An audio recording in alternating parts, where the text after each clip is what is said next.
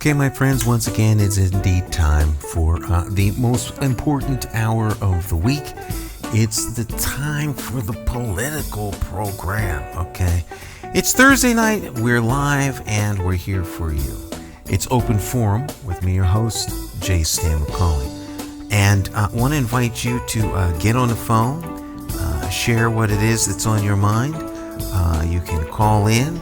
You can put your information on the comment section of Facebook, and we will spend our evening with you for up to 2 hours.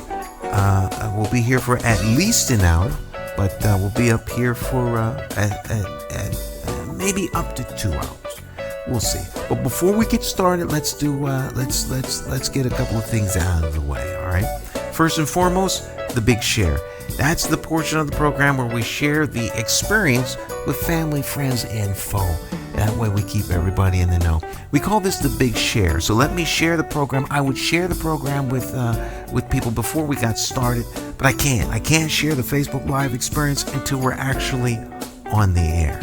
Okay? It is open forum tonight. We do have a subject. It's called political climate change. That's the subject for tonight. Political climate change. Yes or no? That's the subject. All right. So let's get started with the big share. All right.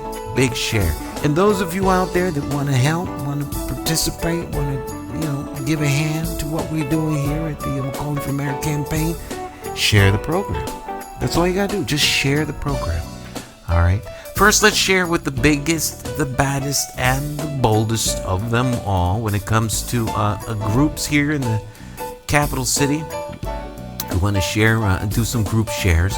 And of course, the first group that we're going to share with is the mighty Hartford Dwellers. All right. They're the most controversial, the most influential Facebook group here in the capital city. And a safe space group dwelling in downtown Hartford. That's what I call it. I call it the safe space.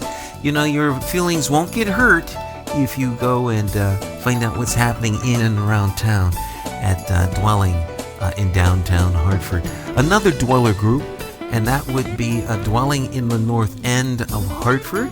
I tell you these groups so that you can check them out. If you want to know what's going on in Hartford, you can always check out those groups. If you want to know what's going on in terms of like the nitty gritty, keeping up to speed, like the real deal in terms of what's going on, and if you don't mind a little controversy, you check out Kevin Brookman's blog, because we the people. So we give you all the places that you need to go if you want to stay up to date and stay informed. All right, here's a group that I've been sharing with as long as I've been sharing stuff on Facebook. And that group, of course, is where they do that at. That group was founded by the one and only Shonda Barlow. Okay, and then there's another group that was started by another person that's very active in the community here. And that person, of course, is Evelyn Richardson. That's the Community Block Watches in the Clay Hill, Clay Arsenal area. All right, the 06120. Next, we want to share with our group. Let's try that one out, okay? AccessTV.org, virtual TV network group. Share there. Next group we want to share with is a little slow tonight here. Okay, a couple of gospel groups, men and women, New England Women and Men of God, church folk vote, right? How do we know that? Because Sunday, all the politicians gonna be up in somebody's church, right? All of a sudden they got, it's funny how politicians get all filled with religion and all that kind of stuff come election time. And everybody's out at the church visiting and going places and want to see and be seen, right? So that means the church folk vote. So we share with two church-centric groups: the New England Women and Men of God. That's the first one. All right, so let's press that on and get underway. The next group we share with, it's where are we? that's a church-ish, if you will, is let's go post. There we go. Is Ministries of the Living God. Okay, so we'll share with them, and that'll wrap it up for our church group shares. All right, Ministries of the Living God. Another group that we want to share with is independent thinkers. Are you an independent thinker? Do you have the capacity to think outside the political box? Do you have a mind of your own? Have you freed your mind, or are you still living on the political plantation? Doing what you're told to do, when you're told to do it, how you're told to do it, how to vote, when to vote, who to vote for? Well, then independent thinkers isn't for you. But if you've freed your mind, unshackled the shackles of your mind, then the independent thinkers is a place that you might want to check it out. And of course, while you're there, share something. All right, so independent thinkers. All right, I want to remind you that this is going to be open forum tonight. We will be taking your phone calls and your comments as soon as I get done with the big share. I want to share with Asylum Hill Living. All right, that's another group that you can share with and find out different things that are going on. That's why I mention all these different groups as well. All right, let's see, what's another group that we could share with? Can I get everything on the big sheet? This is the big share cheat sheet. Yeah, that's it for now. That'll do. Yeah, let's go to our page shares. Got a couple of pages that we got to knock out. onehartford.com. All right, you can go to onehartford.com, by the way, and you can sign the petition. It's not really a petition. It's more of a pledge. You know, you pledge to vote for Sand. If you're going to vote for me, then you can go there, and if you want the public to know, all right, it's coming down where people time to take a stand. Okay, with whoever it is you're going to vote for. But if you want to vote for me and you want the world to know, you can go to onehartford.com and cast your vote there. All right. Another page that we want to share with is accesstv.org. That would be the network Facebook page. It's always nice to share with the network that we're on the air for, right?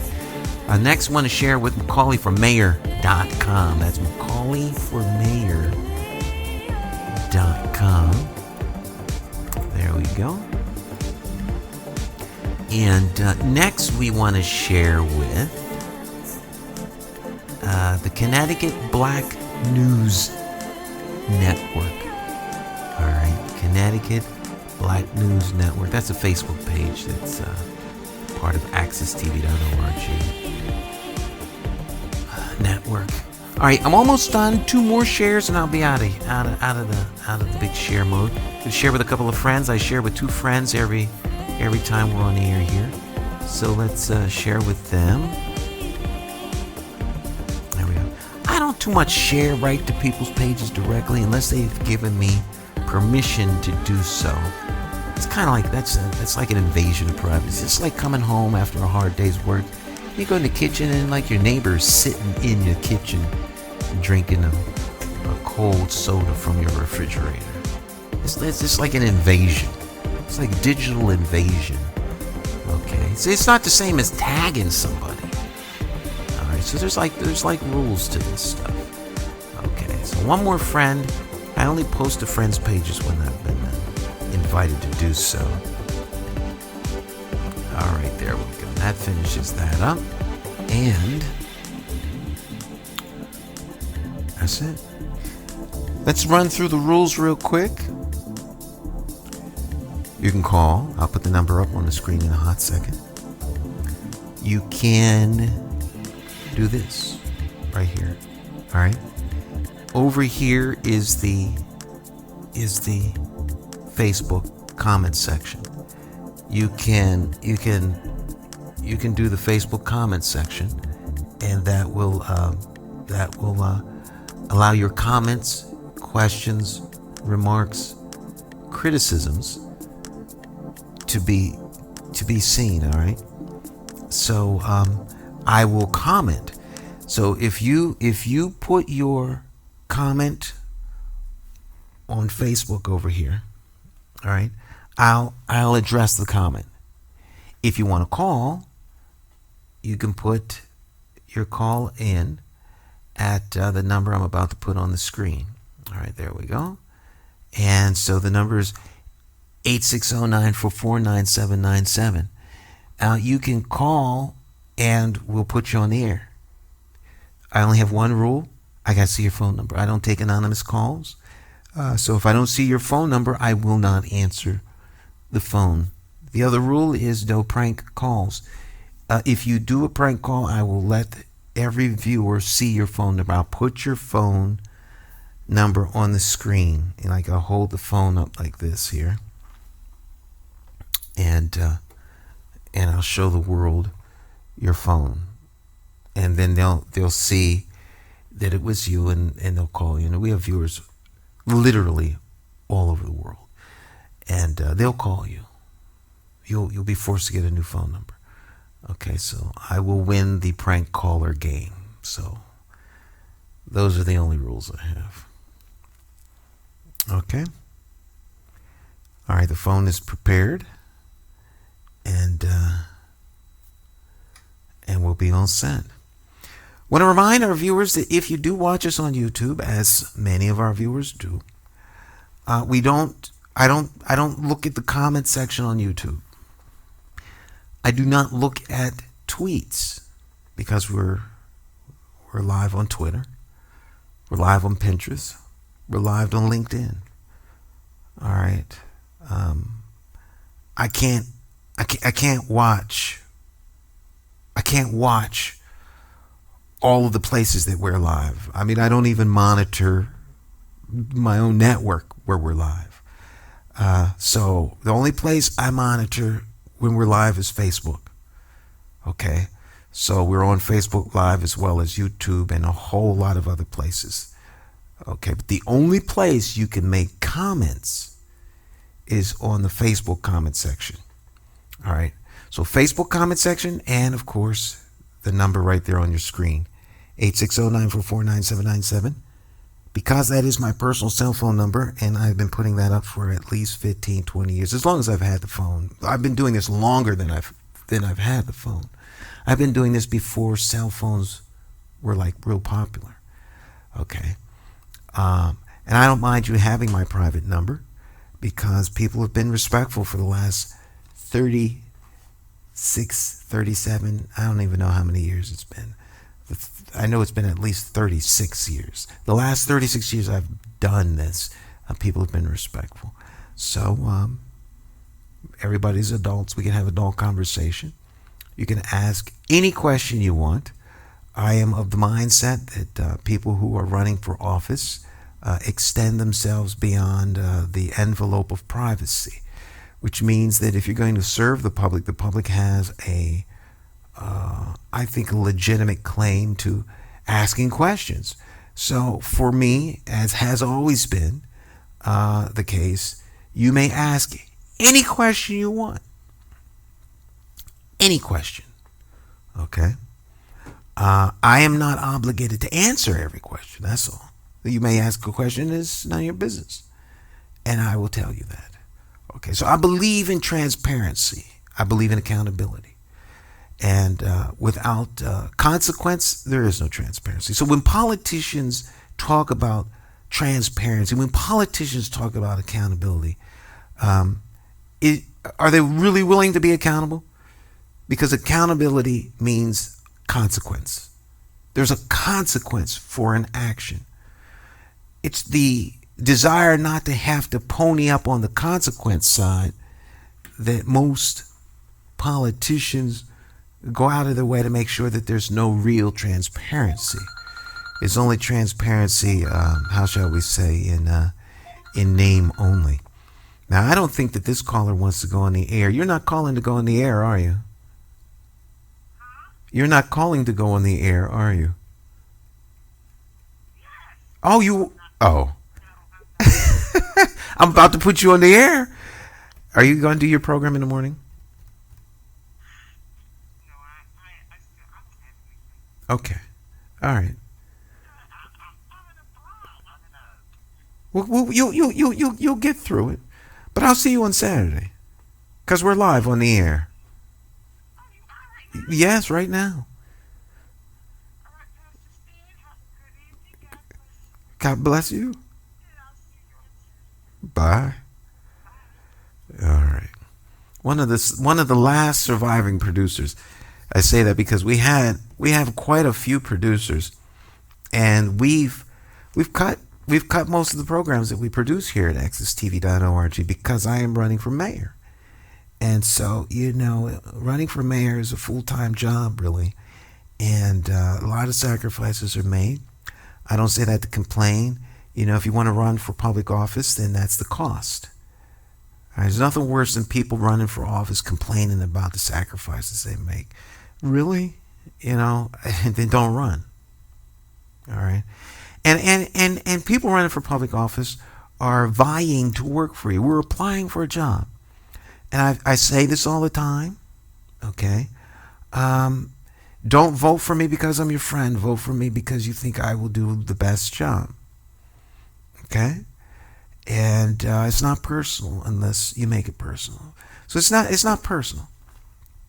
Hartford is at a very interesting crossroads because Hartford has choices. There's choices all the way around. There's choices for city council. There's choices for mayor. I think people have really dynamic choices for mayor right now. So, and I think the thing that makes it dynamic is that everybody has a different position. They have a different vision for how to make Hartford a great city. And so that gives the constituents, as you all out there, options.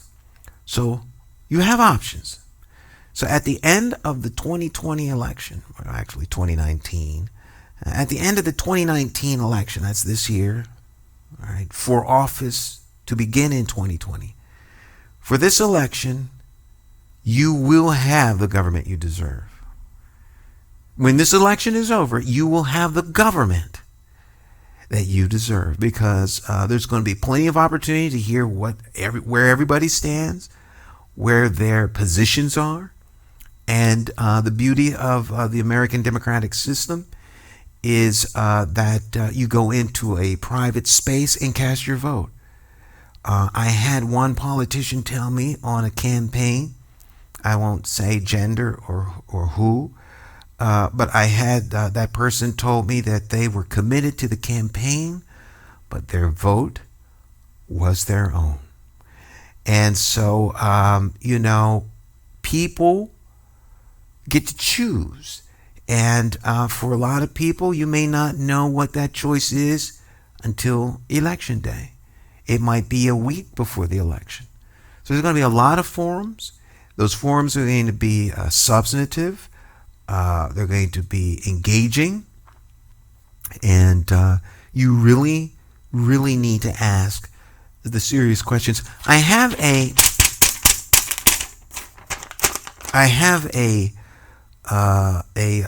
little sheet here. We're going to print up some cards that we're going to hand out for everybody. Whenever we go to forums, we're going to hand these cards out to everybody. And on these cards, it's going to be a smarter Hartford for you. All right, and the SMARTER, of course, is an acronym. Many of you are familiar with SMART. Okay, those of you that are in corporate and places like that. But we've added an ER to it. So our team has come up with SMARTER Hartford. Okay. Specific, measurable, attainable, relevant, time-bounded, or time-bound, right? Evolve. All right, excuse me. Evaluate, not evolve. Evaluate.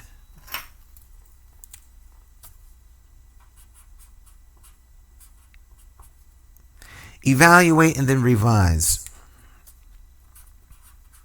There we go. Revise. All right. This is what you need when the politicians start going on about what they think Hartford needs. when they start making their promises, when they start talking about whatever, whether it's the budget, whether it's economic development, whether it's, youth, education, communications, whatever it's about, you need to measure what they're saying in this context. Is it specific? Like, we need to do something about education. That's not specific. It's not specific. There's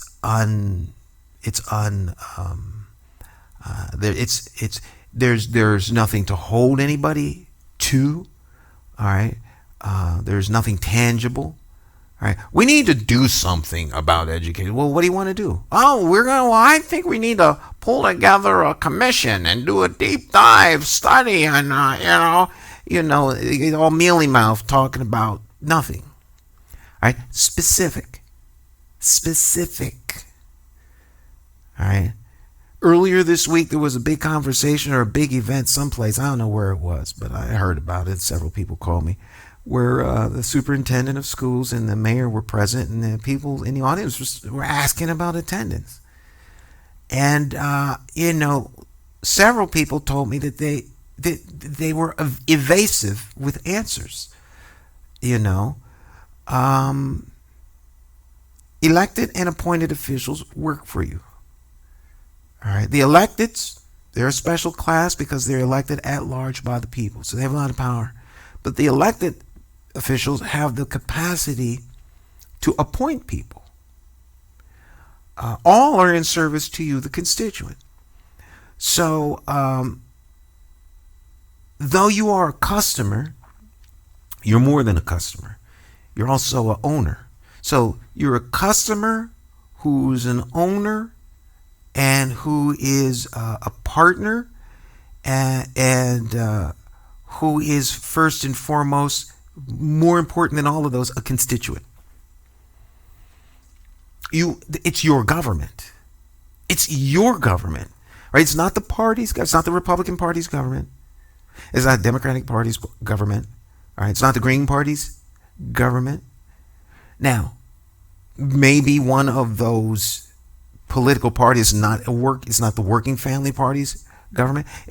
One of those political parties may be a steward, but make no mistake about it, it's your government that they are, acting as stewards for. They have the stewardship, so they may be there to manage it, but they're really third-party operators. It's your government, right? So you have a right to ask questions. That's guaranteed to you by something in this little booklet here, the Constitution, right? The Constitution of the United States. All right, so you have the right to redress government, reshape it, mold it, and hold it accountable. And like I said earlier, part of that accountability is a consequence. There's a consequence. If people think that they can get away with things without consequence, then there will be no transparency and there will be no accountability. All right. FOIs, people put in FOI requests, they don't get anything. That's a lack of transparency. The reason the FOIA, the FOI legislation and action is in place is to provide transparency. I encourage people to do freedom of information requests often, and you don't want to be a nuisance about it, but it's not up to the provider of the service to determine what the nuisance level is, because they're in service to you. It's your government once again. So, that open transparency puts some people back because you'll see that they're not doing their job. And that's bottom line. Okay? Specific. Hold them specific. Are the children coming to school? Has absenteeism gone down? I mean, those are specific questions. They command a specific answer. Specific. All right.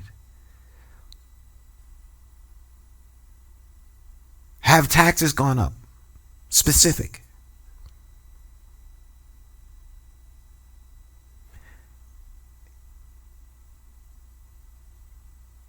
Can one say that taxes aren't going up if we're being bailed out at $50 million a year?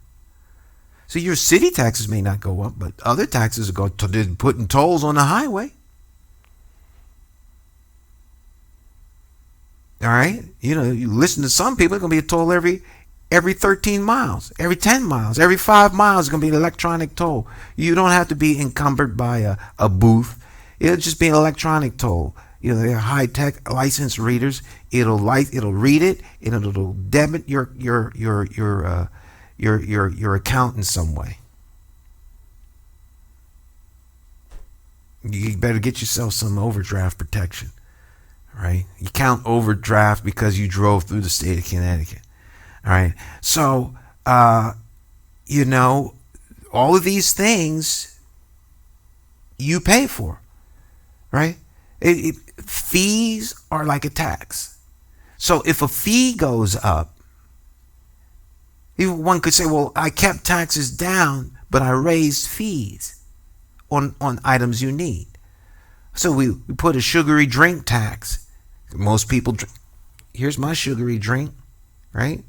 So I'm drinking a sugary drink, Mountain Dew Black Label, handcrafted. There's nothing like craft. It's not really handcrafted. It's made just like everything else. But the word crafted, what does that mean? Crafted. Like cornflakes, try it again for the first time. There's nothing specific about that. Don't let them give you a non-specific answer when they're talking about policy, when they're talking about vision, when they're talking about solutions. Make sure that they are specific. All right. Is it measurable? Absentee went down. By how much? See, now can we measure it? Has absenteeism hasn't increased? Well, that's good. What is the absentee rate now? Be specific, right? How can we? So if you have a specific point here, 1,000 students were absent last month. How many this month? Well, 800. There was a decrease. Well, 1,000 last month, but it went down by, it's down now, I think, to like a 998. Well, that's not that good. I mean, like 2 more students are coming to school that weren't. All right. So is it measurable? By how much more do we have to lay out in fees and taxes as citizens in the state of Connecticut? Even though our city tax didn't go up, our state taxes went up. Even though your state taxes didn't go up, they passed taxes at the state level over to the city, and the city was forced to raise its taxes. Okay, how do you measure the success? Okay, there is a housing crisis within the HUD-funded houses. So, there's a move afoot to make landlords accountable to take care of their properties for the abonically challenged, to take care of the properties which they own, so that residents don't have to fall through the floors and there's not mold and broken pipes leaking and, from the frost, breaking pipes and, ceilings collapsing and all kinds of stuff like that. All right, so we're going to inspect, fine, and they're going to fix it. How long will it take to fix it? See, you can measure that in 1 week. Okay, so the week comes, but what's the consequence for failure to deliver? See, if you remove consequence out of this, you have no leverage to demand on what's the deliverable. And my friends, only you can make that demand. Okay, excuses don't work. This is how it works in sports, right? If the coach keeps losing, he can't deliver. What's the consequence? To get another coach. He's out of a job. She's out of a job, right? We need a new coach. Why? Because we're not winning. Very specific. We want to win the championship. How many have we won? That's a specific. It's measurable. How many games are we winning? How many games did we win last? So you can apply this to anything, but you really start to need to applying it to your political candidates. And like I said, we're going to print this up, put it on a card, and it'll be at every forum. This smarter, okay, the acronym, the smarter. All right, it stands for specific, measurable, attainable, relevant, time-bounded,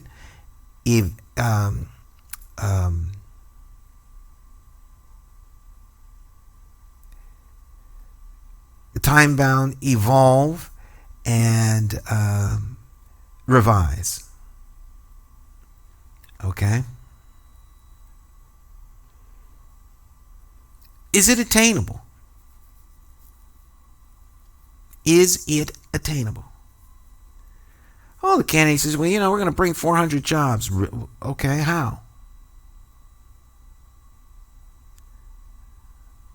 Well, we're gonna start a whole fleet of hot dog trucks, and those hot dog trucks will be stationed strategically around the city, and we figure there can be at least 400. And now those are the jobs we're talking about. We figure every hot dog truck, cart will at least have 2 employees. So if we were trying to reach for 200, well, for 400, but if we get 200, that will employ 400. That's a kind of a stretch. We're going to get 400 people willing to invest in a hot dog cart, and we're going to be on every corner in the city? Is it attainable? Okay. Is what they're talking about attainable?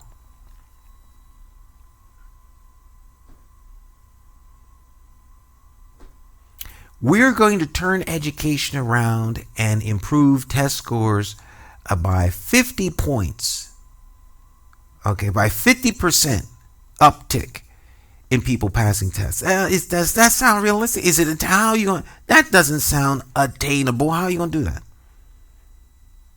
All right, specific. How are you going to do that? How do we measure that success? How are we going to? What are the metrics? How are we going to measure the progress to know that we're on track? Okay. These are the questions you need to ask. For whatever anybody says, all you need are these 7 things. Can you be specific? It's real simple. It doesn't matter how far into the weeds they go, whether they go to the right, to the left, up, down, whether even if you don't know what they're talking about, you can ask. Yes, I would like you to be specific about the plan that you made. Boom. Okay. Follow-up question from somebody else in the audience. How do you intend to measure it? Boom. Another person. Right? Tag team. Is it attainable?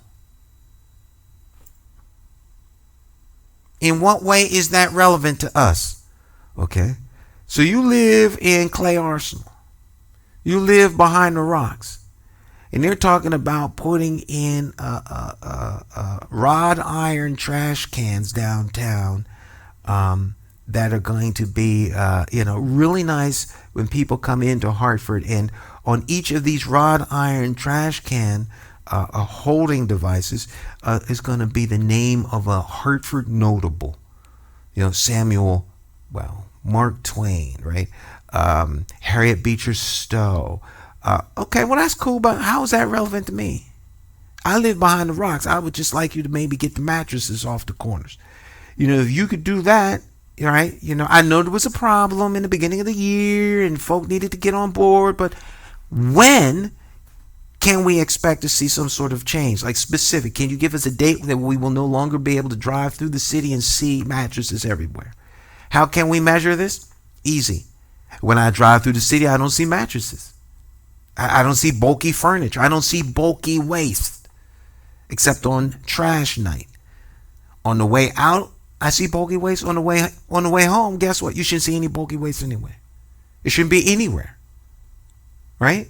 Because by 5 o'clock, all of the trash has been picked up, right? Sanitation departments come out, picked up trash. So if it's out, then someone need to get a fine. Right? Enforcement. Okay? How is that relevant? Relevant. Is it relevant? Is what they're talking about relevant to you and your lifestyle? All right? Time bound. What is the look? We know we have ways to measure this, but we need to have a cutoff date. We need to have a end. Boom. When will we know this thing is done? That whole thing should be wrapped up by what? June 1st? June 1st. All right. If it ain't done by June 1st, guess what? We're going to try someone else's plan, or you're done. You're fired. Whatever the case is. Is it time bounded? Okay. So, is it specific, measurable, attainable, relevant, and time bound? All right, time bounded. All right. These 5 things need to be applied to everything that the politician says. All right. That's smart. Now, we added an ER to make it smarter. The E is evolve. Can it evolve? Will it evolve? Evolution. All right. So let's take, for example, the Adamowski theorem. I call it the Adamowski theorem. Stephen Adamowski came to town several years ago, and he had a vision and a plan for, dealing with some of the issues associated with the Hartford public school system. We did a special earlier today on education. We started this a whole new series of specials that we do. We call it a noonday or noon special on Thursdays at noon. I'm going to have a special guest who's an expert at the subject. No pontificating. Expert. They know what they're talking about. Master's levels, PhDs, smart people, thinkers. All right, folks who've been in the trenches know what you're talking about. All right, people who I go to get advice and things from. All right, these are the kinds of people that we need, I believe, involved in things that are going on here in the city. Okay, but we talked earlier today about education. I suggest that you watch that. Last week we talked about public safety. We talked about community policing and crime. A PhD came in, and we talked about crime. He's a criminologist. Okay. And so we want to bring you information that is indeed relevant. But let's go back to the Stephen Adamowski theorem. Now, Steve said something when he came here, Dr. Adamowski, and he didn't make this up. He was most certainly not the first to say it, but it became something that was linked or connected to Dr. Adamowski. And that was that every system is designed to produce what it produces. Now, this is not his saying. This is a saying that goes back decades. All right. And not only that, it's obvious. All right. So every system, you can say this without fear of contradiction, produces what it's designed to produce. Right now, our schools are producing not so good students.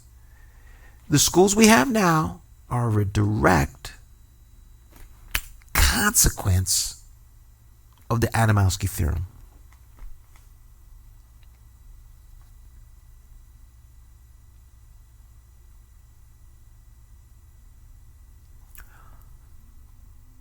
Can there be evolution? See, if things don't evolve, you can't succeed. Like a basketball game.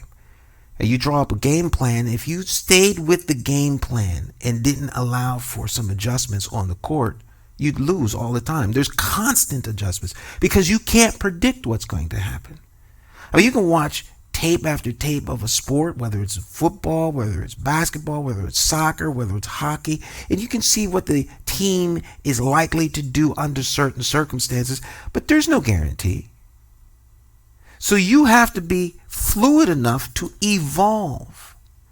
You can see where maybe something isn't working. So what is the plan for evolution? What is the plan to help whatever it is that the politicians are talking about evolve?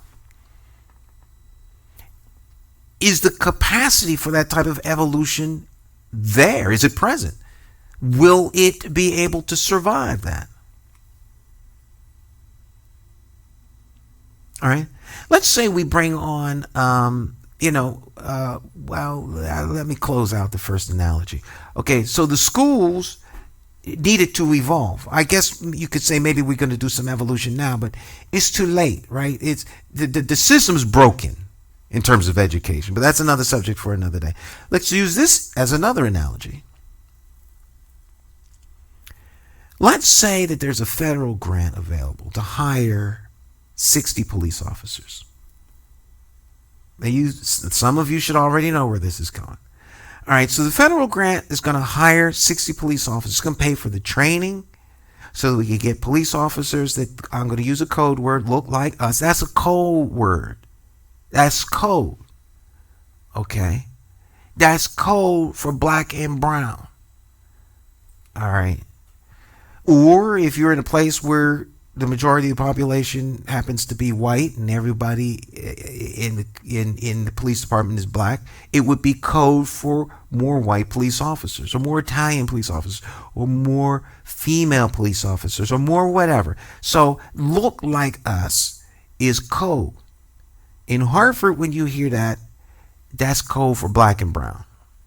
All right. I'm a realist. I like to keep things real. Okay. So in an effort to make the department more reflective of the population that is here in the city, you keep with that whole, Centron versus Vaughn and, kind of boom, And so federal government kicks in, Department of Justice with a little grant, and you're going to have, let's say, 60 cops come on board. Okay, so they're going to pay for the fund, they're going to pay for the schooling. All right. And also pay for uniforms, whatever equipment is necessary for them to be able to adequately police. That means you're going to get 60 new cops. You're going to need some new vehicles. So you get new vehicles, right? New guns, new body cams. With guns, you're going to need ammunition. All right. The ammunition, you may not need the ammunition to shoot people, but you need to be proficient with your weapon, with your service weapon, which means you're going to have to go out to the range and you got to shoot. Now, that costs money. You can't expect police officers to be good if you don't train them. Right? You can have Secret Service level police officers if you want to spend Secret Service money to train your police officers. See, everything has a cost. So if you want police officers that are really top notch, like the Secret Service, like force protection for the president and members of Congress, if you want that level of policing, then you need to have that level of training. That level of training is very, very expensive. Okay, so people talk about training police officers and sensitivity training and cultural training and all this, that, and the third, but guess what? That costs money. So is the money in the budget? If the money isn't in the budget, guess what? That means it's not what? There it is, the A, attainable. It's not attainable. It's not realistic. So it's not attainable, and so that nixes it, unless you can come up with a solution. But more than that, with 60 cops, the federal government's doing this. So how long is the grant? 1 year, 2 years, 3 years? You see the problem? At the end of 3 years, now the money's gone. You got 60 police officers, 3 years. They're vested in the department.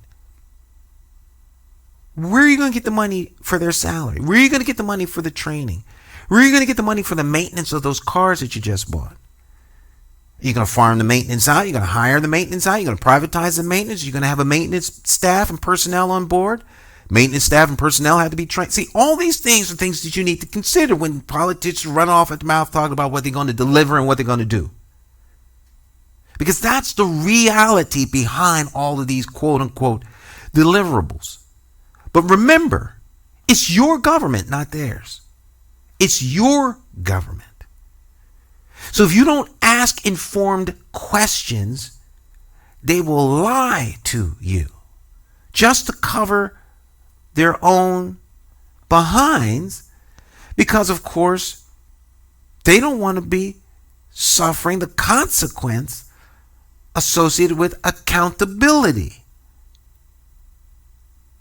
That's why you really need to do a deep dive on who it is you want to elect as your next leader, whether they're in the legislative branch or the executive branch of your local municipal government. Can it evolve? What's the long-term consequences of the action? Is it flexible enough for there to be some evolution? Yes, no. Last but not least, revise. Can you revise what is there? All right?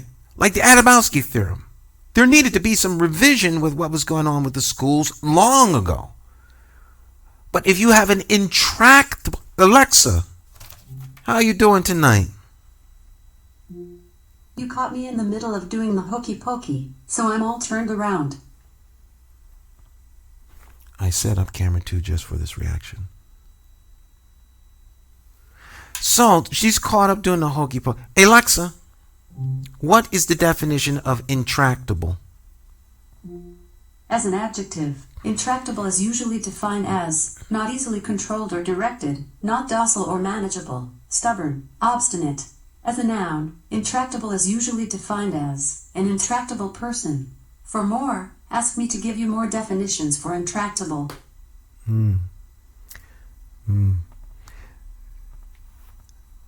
If you're talking about turning the school system around, you got a lot of intractable people.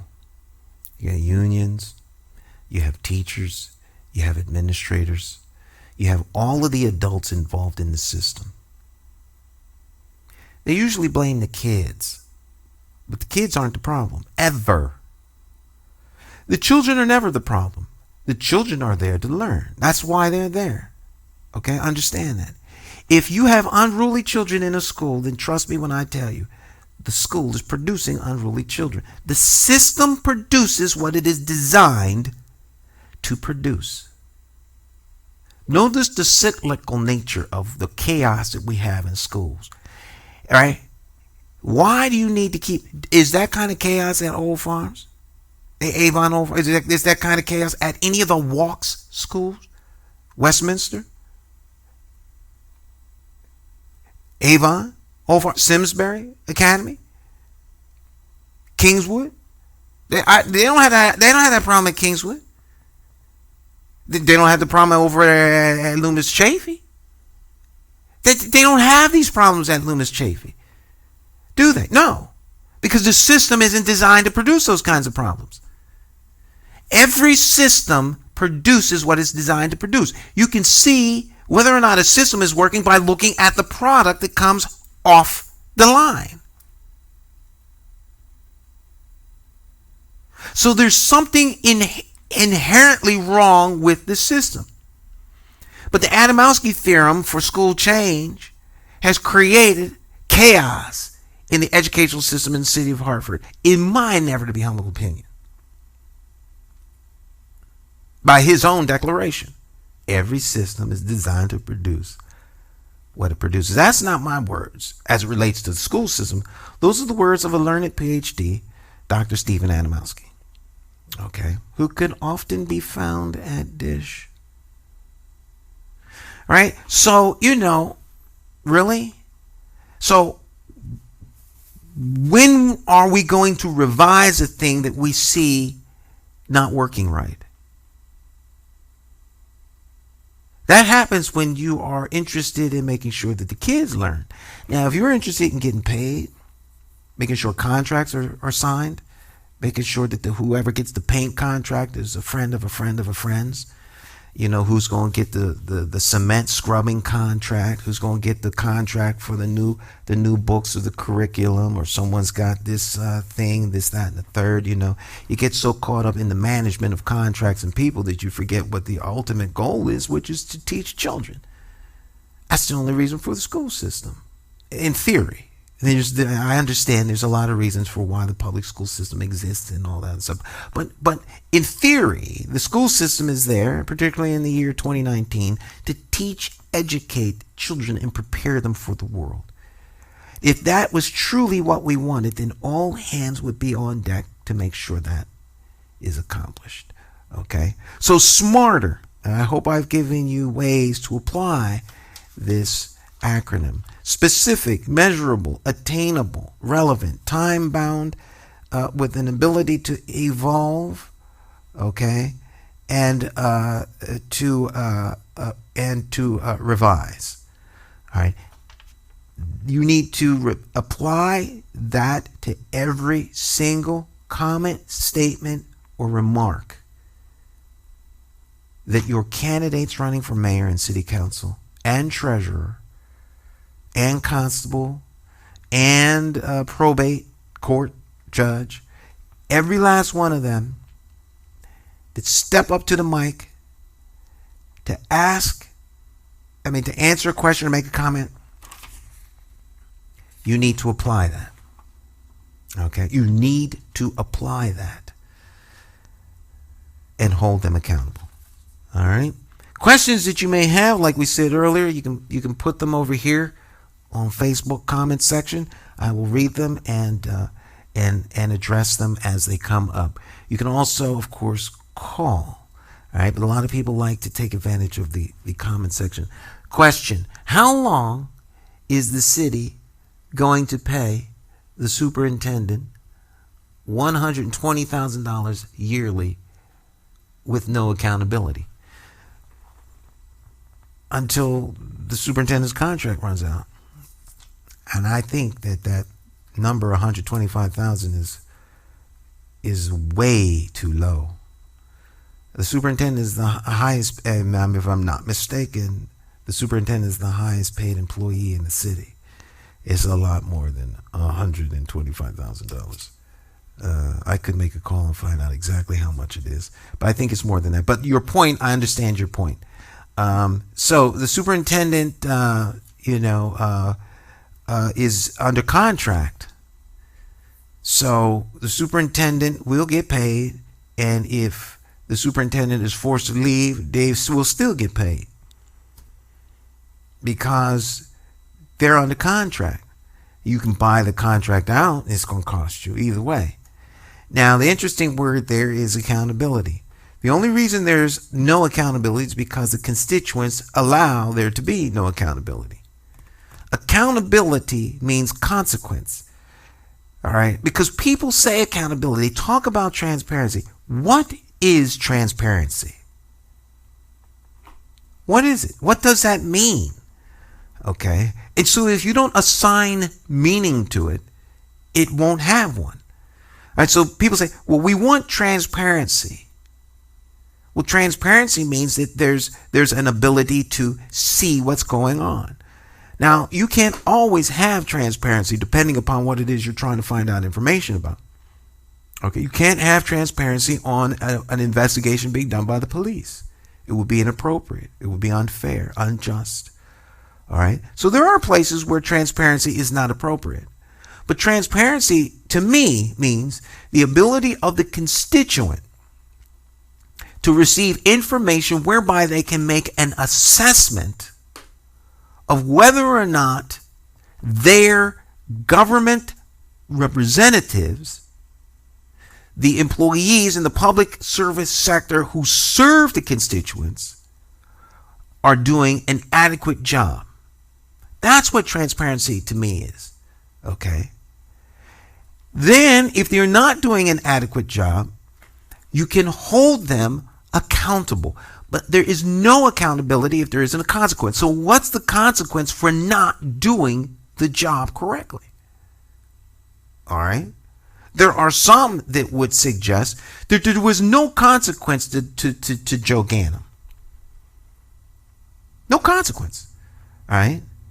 Because Joe Ganim was reelected mayor of Bridgeport. So some would say, well, that's a reward. So what kind of signal does that send to any other elected official, like Marion Barry? Okay, so Marion Barry gets caught up in something. Next thing you know, he's reelected. So the constituency is fine with that. He is elected to represent his constituents. All right, so they're good. See, you have the government you deserve. Now, in fairness to Joe Ganim, he did time in prison. He went to jail. I believe in time served. I don't believe in second chance. I believe once you serve your time, every record associated with the crime for which you were serving time, done. You should get the whole folder. You should get just like you do in a mortgage. The bank holds the note. When you pay off the note, they give you the note. You can hang it on the wall, or you can burn the thing. It's up to you what you do with it. That's what should happen with you. Once you pay your debt to society, it's paid in full. So all of that should be the records. There should be no records. They should be gone. Just gone. All right? Debt served. So if you serve your debt and you want to be integrated back into society, you have full rights and privileges of any constituent once you've served your time. All right. And then it becomes up to the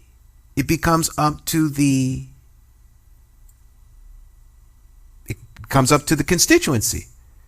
It's up to the voters to determine whether or not that person is the type of individual they want representing them. See, that's the beauty of democracy. You all choose. Okay? But consequence is an important part of accountability. If there's no consequence, then there is no accountability. What's the consequence for the children not learning? What's the consequence? What's the consequence to the teachers? Well, the teachers have a union to protect them. So you may want to fire them, but the union's got it written into the union, into the contractual agreement that they hammered out at the last, contract negotiation, that you can't terminate a teacher because the student doesn't learn, because there's something inherently wrong with the student, right? Well, that's false. It's a false premise right from Jump Street. There's nothing wrong with the student. The student is technically ignorant, as is every student at whatever level you're trying to attain in terms of wisdom and knowledge. Okay? So you got 3 PhDs and you're going for your 4th. You're ignorant when you start off, but you prove that you've mastered the ability to have this level of information, and you are awarded a reward. Okay? So the student comes in as a sponge. Now, to say that the sponge won't absorb because you're not pouring any water on the sponge, and to blame the sponge, is absurd. It's absurd. I don't care what kid it is. You give me the worst kid I can find a walk school that could teach it.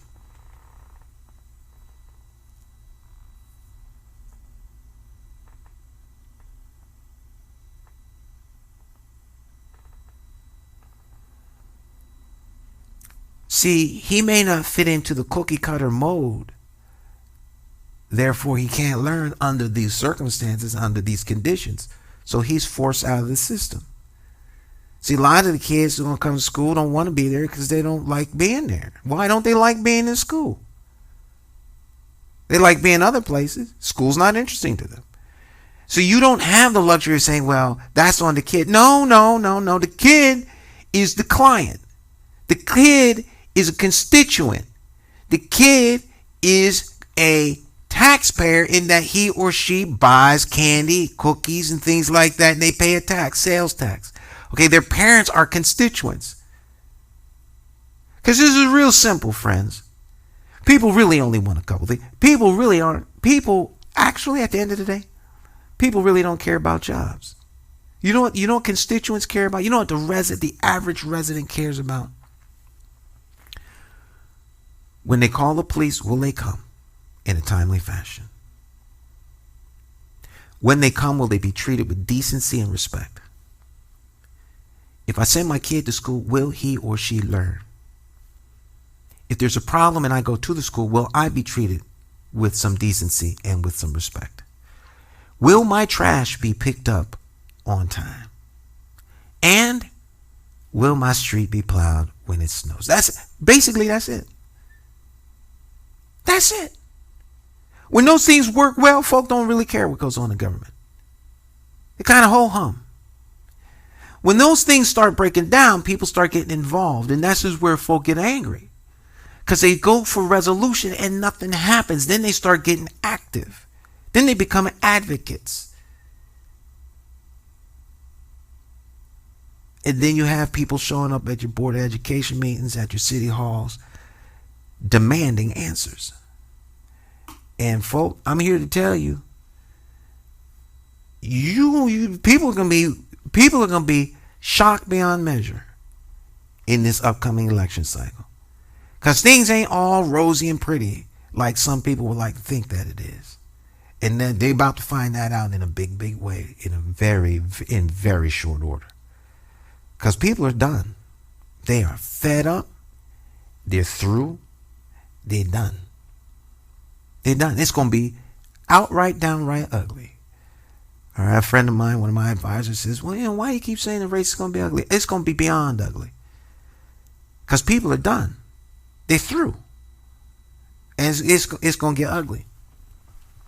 Ugly. Correction, Hartford superintendent gets $260,000 salary under new contract. Superintendent Leslie Torres Rodriguez will be paid $260,000 base salary for the first year in her contract. In the first year of her contract to lead city schools, according to a copy of the agreement released to the Hartford. To the current July 17, 2017. All right. Now, in fairness to the superintendent, okay. And I have a contract with the school, so I'm not saying this because I've only got one paycheck. And I've been working for the school since July. I got one paycheck. I don't know what the deal is, but I've only received one paycheck. Okay, and I'm doing stuff like every twice a month, so I got like one paycheck, and so things are. I could complain, but I'm good, so it doesn't really matter. But I digress.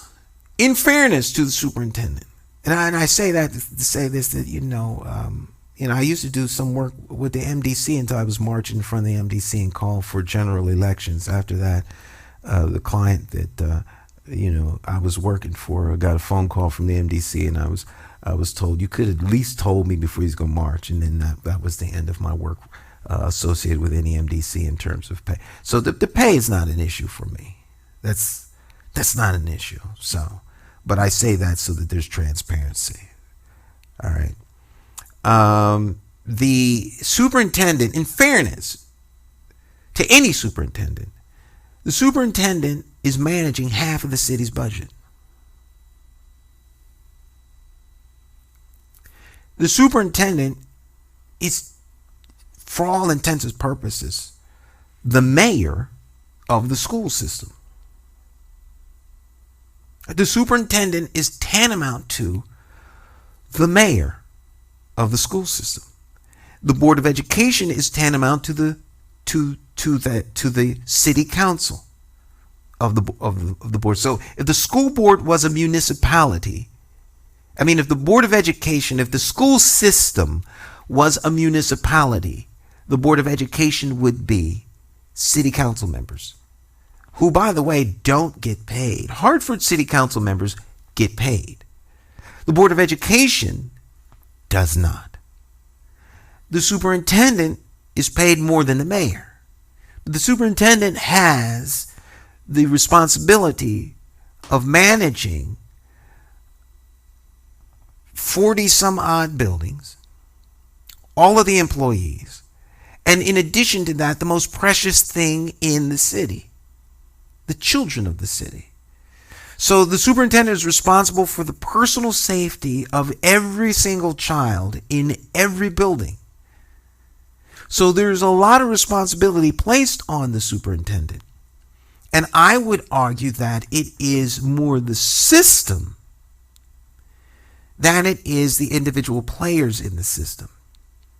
Because of the system, which is dysfunctional and broken, it is producing teachers that have the attitude that they have, students that have the attitudes that they have, parents that have the attitudes that they have, administrators that have the attitudes that they have. The whole system is broken and needs to be redesigned.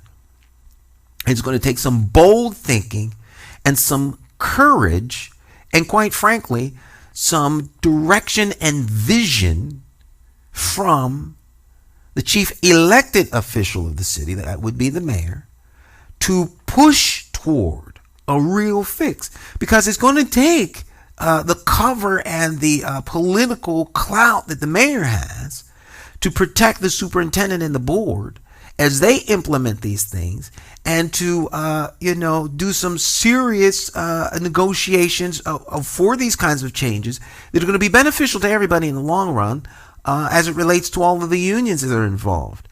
And so it can't be business as usual.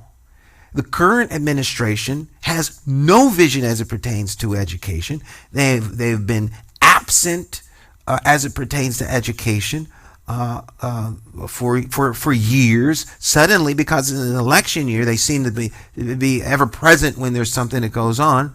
But the history isn't there that demonstrates that they have any type of real caring in terms of where the school moves, in terms of providing leadership, vision, and charting a particular way. I have a plan, okay, and policies to move our school system forward, and we'll go into much detail of that in the upcoming next 3 weeks or so. And then there's a couple of challengers that have some history with the school system, but I would contend Adamowski messed the schools up. A lot of schools were built, but the buildings is cool. They got kids in Africa who got all kinds of harsh building environment, but they can learn and are learning. So, we have a school system right now that ain't doing good, because that's what it's designed to deliver. In my never to be humble opinion, and I can back that up in any type of forum or debate.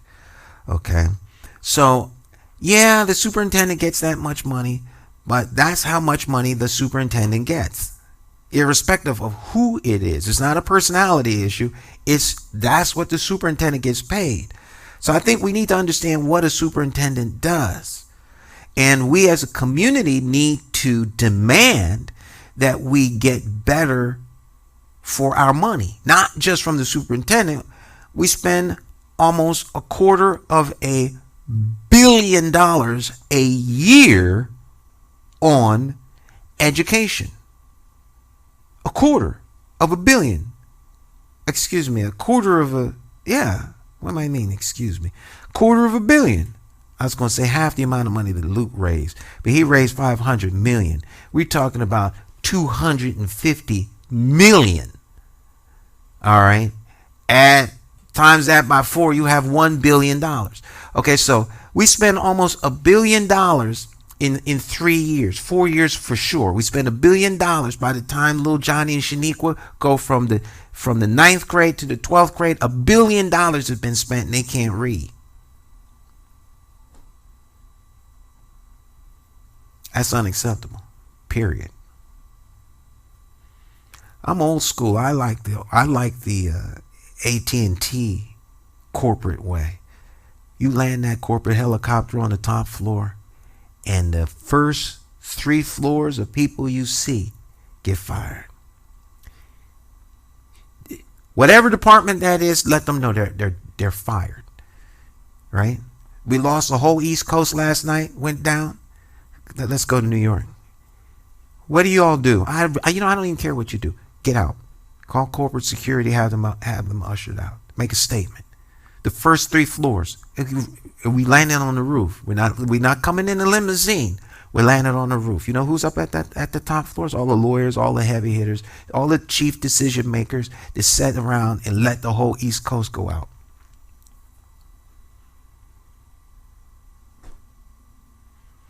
So if we're not getting what we should be getting, then that means that you, the constituents, have to demand better. You get better when you demand better. It isn't simply, well, they're not doing, but come down to the Board of Education meetings. Go to the Board of Education committee meetings. See, you can't talk about about being mad. You have to be actively engaged because what? It is your government. It's your school system. They all work for you. And you all have to be specific. All right? You all have to be specific. What do you want? Well, we want it to be better. What does better mean? What are you asking for? To quote one of the greatest books ever written, you have not because you ask not. If you don't ask for something, you won't get it. So what do we want? What do we want? I have occasion to be in the schools once a week. Every time I'm in the schools, I ask the children, so how's your lunch? Is it tasty? Do you like it? All right? Because frankly, I wouldn't eat it. I wouldn't eat it. Okay? And I can't speak for all of the lunches across the system because I'm only in one building. But the lunch that's there, I don't think they cook it there. I think it's brought to them. All right? Who's got the lunch contract? See, if you go to the Board of Education meetings where they talk about contracts and things like that, when the budget right now, they had a budget hearing last week. They had a budget hearing on Tuesday. You know how many people spoke up at the budget?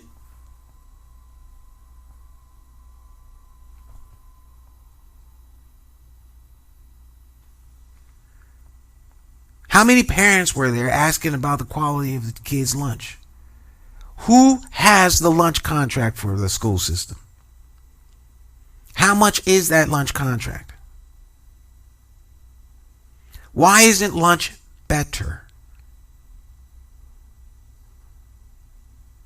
Now, I was over at the Old Quirk Middle School, and I was there for a particular lunch wave.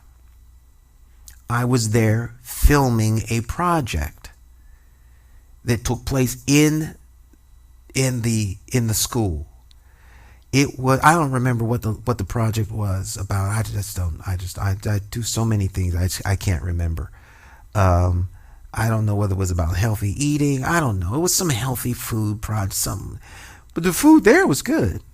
Whoever's making the food there, whoever's responsible for delivering the food there, that food, they had Jamaican beef patties that came from Scott's. Okay, so you can have quality food. There's no reason why lunches served in Hartford schools isn't being provided by a Hartford-based business.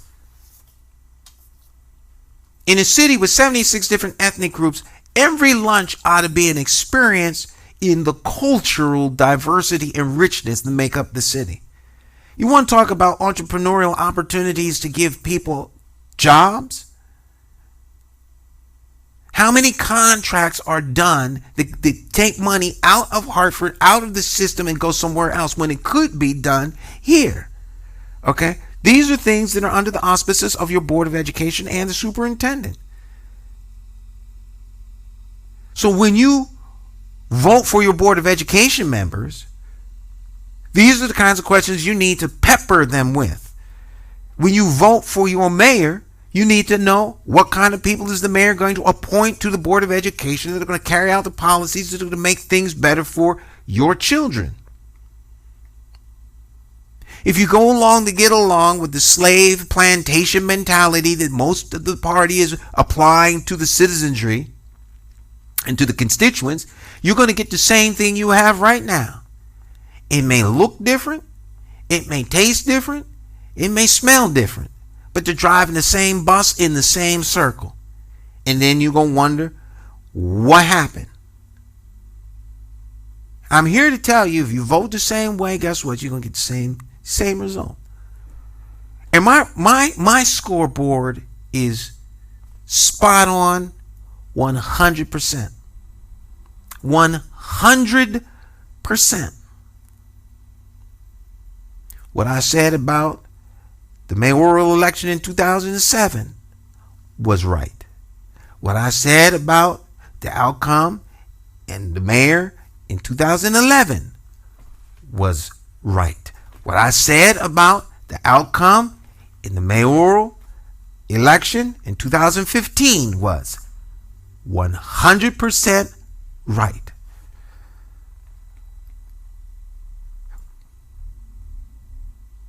It's your government. You have options. You have the government you deserve because you vote for them. If you don't ask substantive questions, you will not get answers that matter. And when politicians who work for you give you a lame answer in any context, anywhere, anytime, you hold their feet to the fire. You do not have to shrink in their presence. They're not doing you a favor by showing up. You don't have to roll out the red carpet for some elected official. They work for you. I'm old school. When I show up at the job with my camera, I don't come in the front. I'm not supposed to be a nuisance. I'm not supposed to be in the way. I'm the help. I'm not special because I come in. I'm not doing you a favor. You're paying me. You're doing me a favor by keeping me employed and food in my mouth and for my kids. Okay? I'm happy and glad to have you as a client who sees fit to use my services when you have options and choices to work with other people. I hope that I was good. I hope that I wasn't in the way. I hope that I delivered a product that you're happy with. Okay? That should be the attitude of every public service employee. And it will only be that way when you demand it. There are people that show up at City Hall and the police are called on them because someone may not like them. Really? That's inconceivable to me. That's inconceivable. But if you all allow that to happen, it becomes the new normal.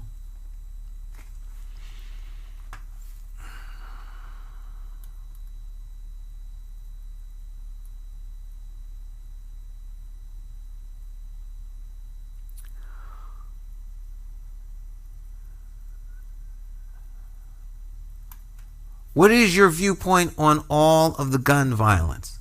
What needs to be done? The gun violence in Hartford right now, in my never to be humble opinion, is a public health crisis, not a crime problem.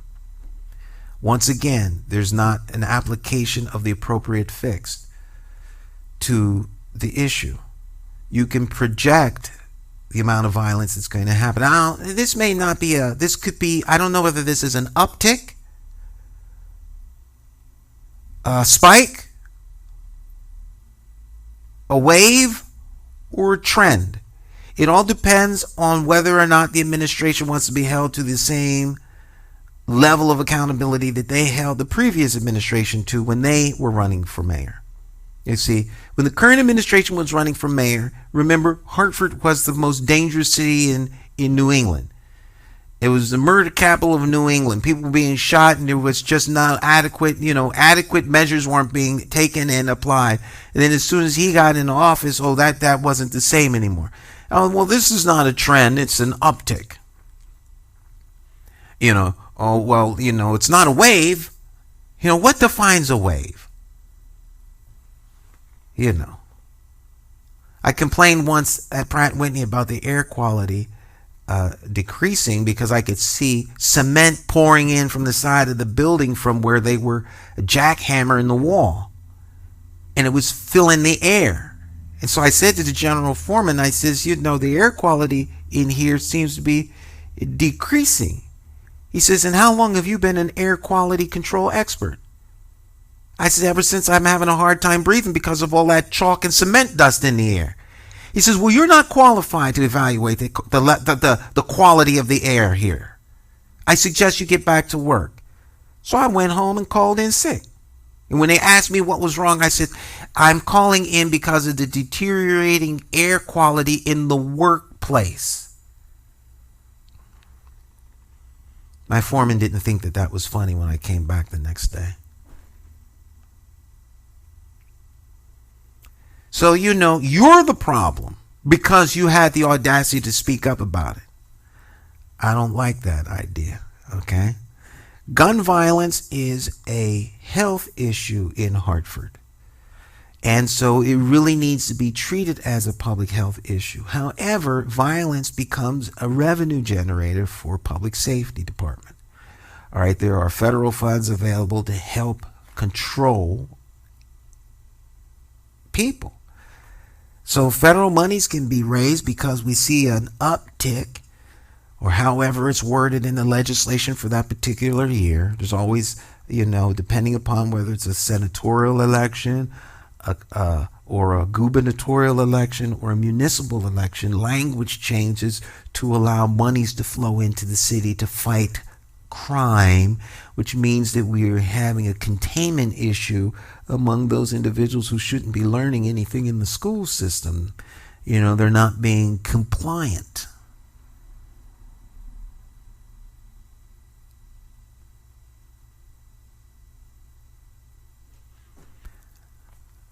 That's why I call it a plantation governance model. Okay? And anyone running for mayor is going to have to deal with that. So what are you going to do? Why is there a plantation governance model here in the city of Hartford? And there's not a single person running for mayor that doesn't understand what I'm talking about. All right? So those that get through are generally willing to be compliant. They're malleable. They'll do what they're told. They'll carry the water. They'll do exactly what they're told. They will be compliant.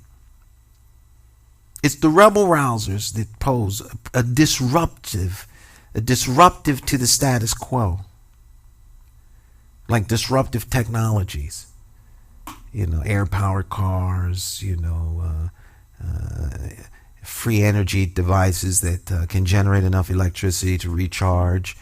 These things can put, whole industries out of business. So those people generally wind up missing. Or, they were taken to the hospital with a heart problem and then they didn't make it all the way through. Something happened along the way. Okay? But it's your government. And it can change if you want it to change. It will be held accountable if you want it to be held accountable. Put people in who are going to be accountable to you. And how do you know they're going to be accountable to you? Because they're accountable to you now. If you call people running for office and they don't return your call, what level of accountability do you have if you don't have access? Without access, there's no accountability. There's no transparency without access. See, these are the questions you need to ask yourself. Substantive questions. And not just ask yourself, ask your neighbor these questions. Ask your neighbor these questions. You get on the bus, ask people on the bus these questions. This election cycle doesn't have to be business as usual. Ask the tough questions among each other. What do you expect from your mayor? What do you expect from your city council people? What do you expect? And I don't know is a legitimate answer. But it's not a legitimate answer the second time around. I don't know. What should I expect? Find out the information. Come to a conclusion so that you can be what? Specific. When you ask questions, ask specific questions. And when they duck and dodge an answer with some script that they rehearsed at home in front of the mirror all night. Double down, interrupt them, say, excuse me. I don't mean to be rude or unruly, Mr. Moderator, but I asked a specific question and I demand an answer to my question. If he doesn't know or she doesn't know, I'm good with that. Simply say, I don't know, and then sit down. But I asked a question. I want an answer to my question.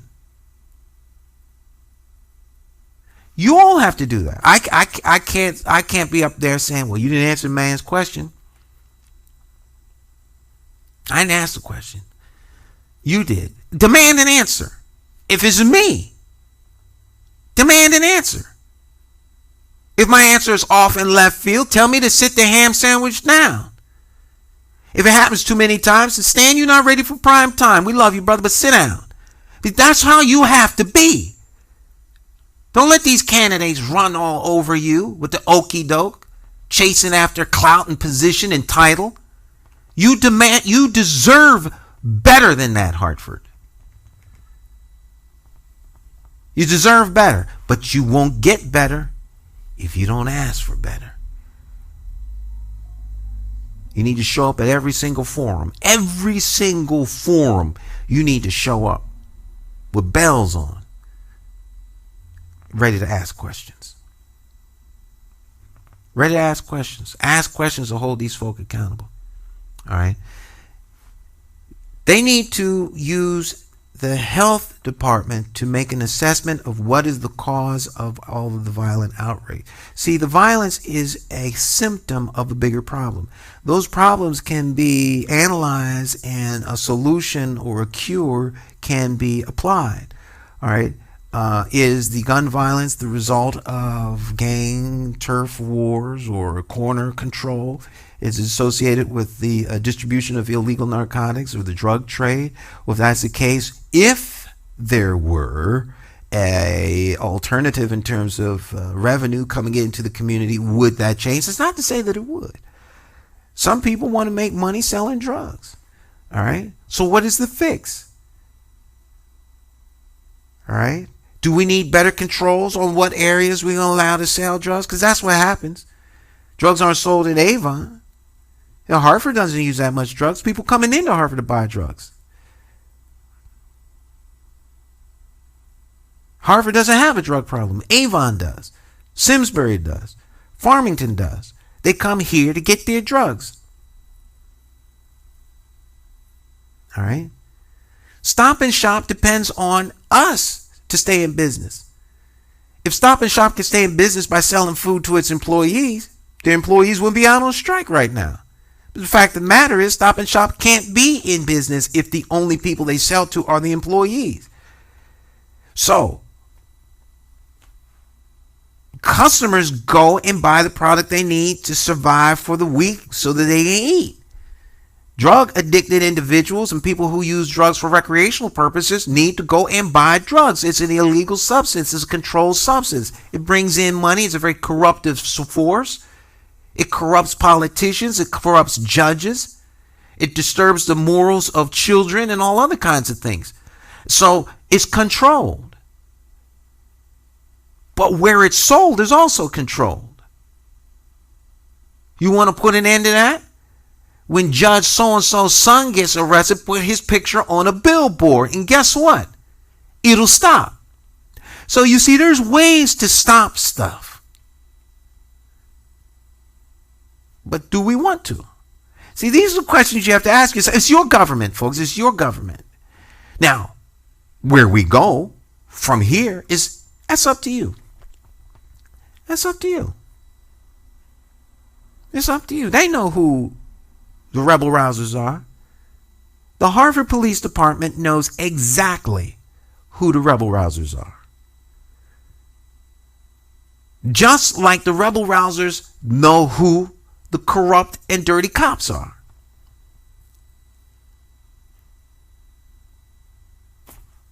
But it's your government. It doesn't have to be this way, but it's this way because that's what you as a constituents allow. You allow this. It's your government. It's not my government. I'm applying to manage the executive branch of your government. I can guarantee you this. It will be managed differently, or I will die trying.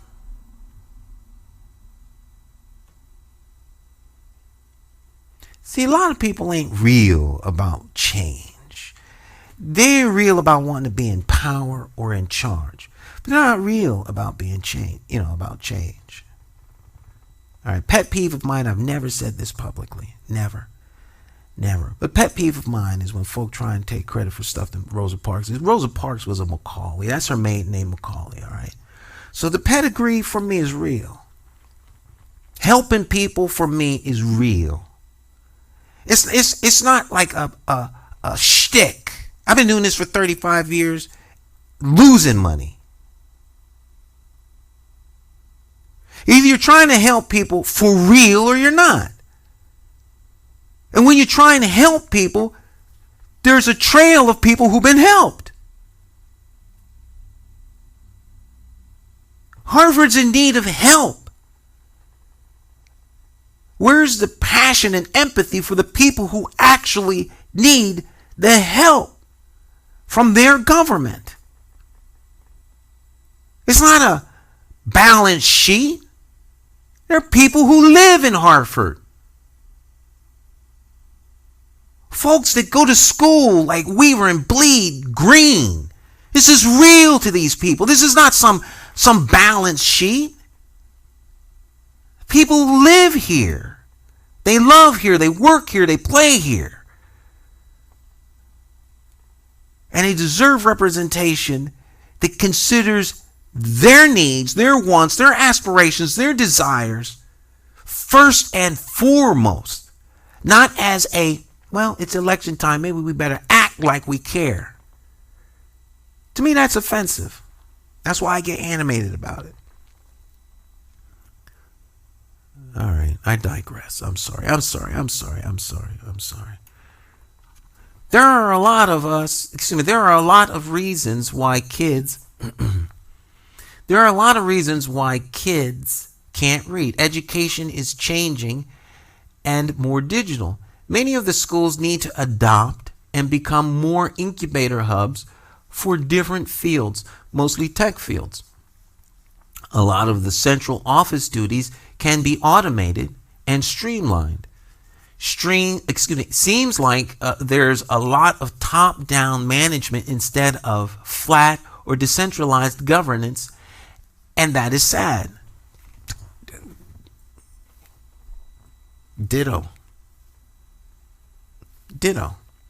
So now what we need is a mayor that understands that and is willing to apply that as a policy by appointing 5 members of the board that gonna make it a policy, and by you all electing the other 4 members of the board that also understand that has to be the policy.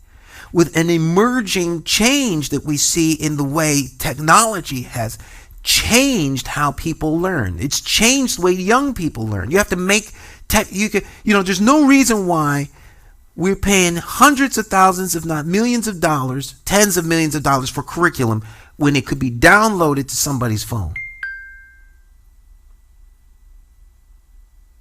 We're not in the business of keeping the doors of the curriculum people in business. We're in the business of educating the youth of Hartford. That's what the education department is there for.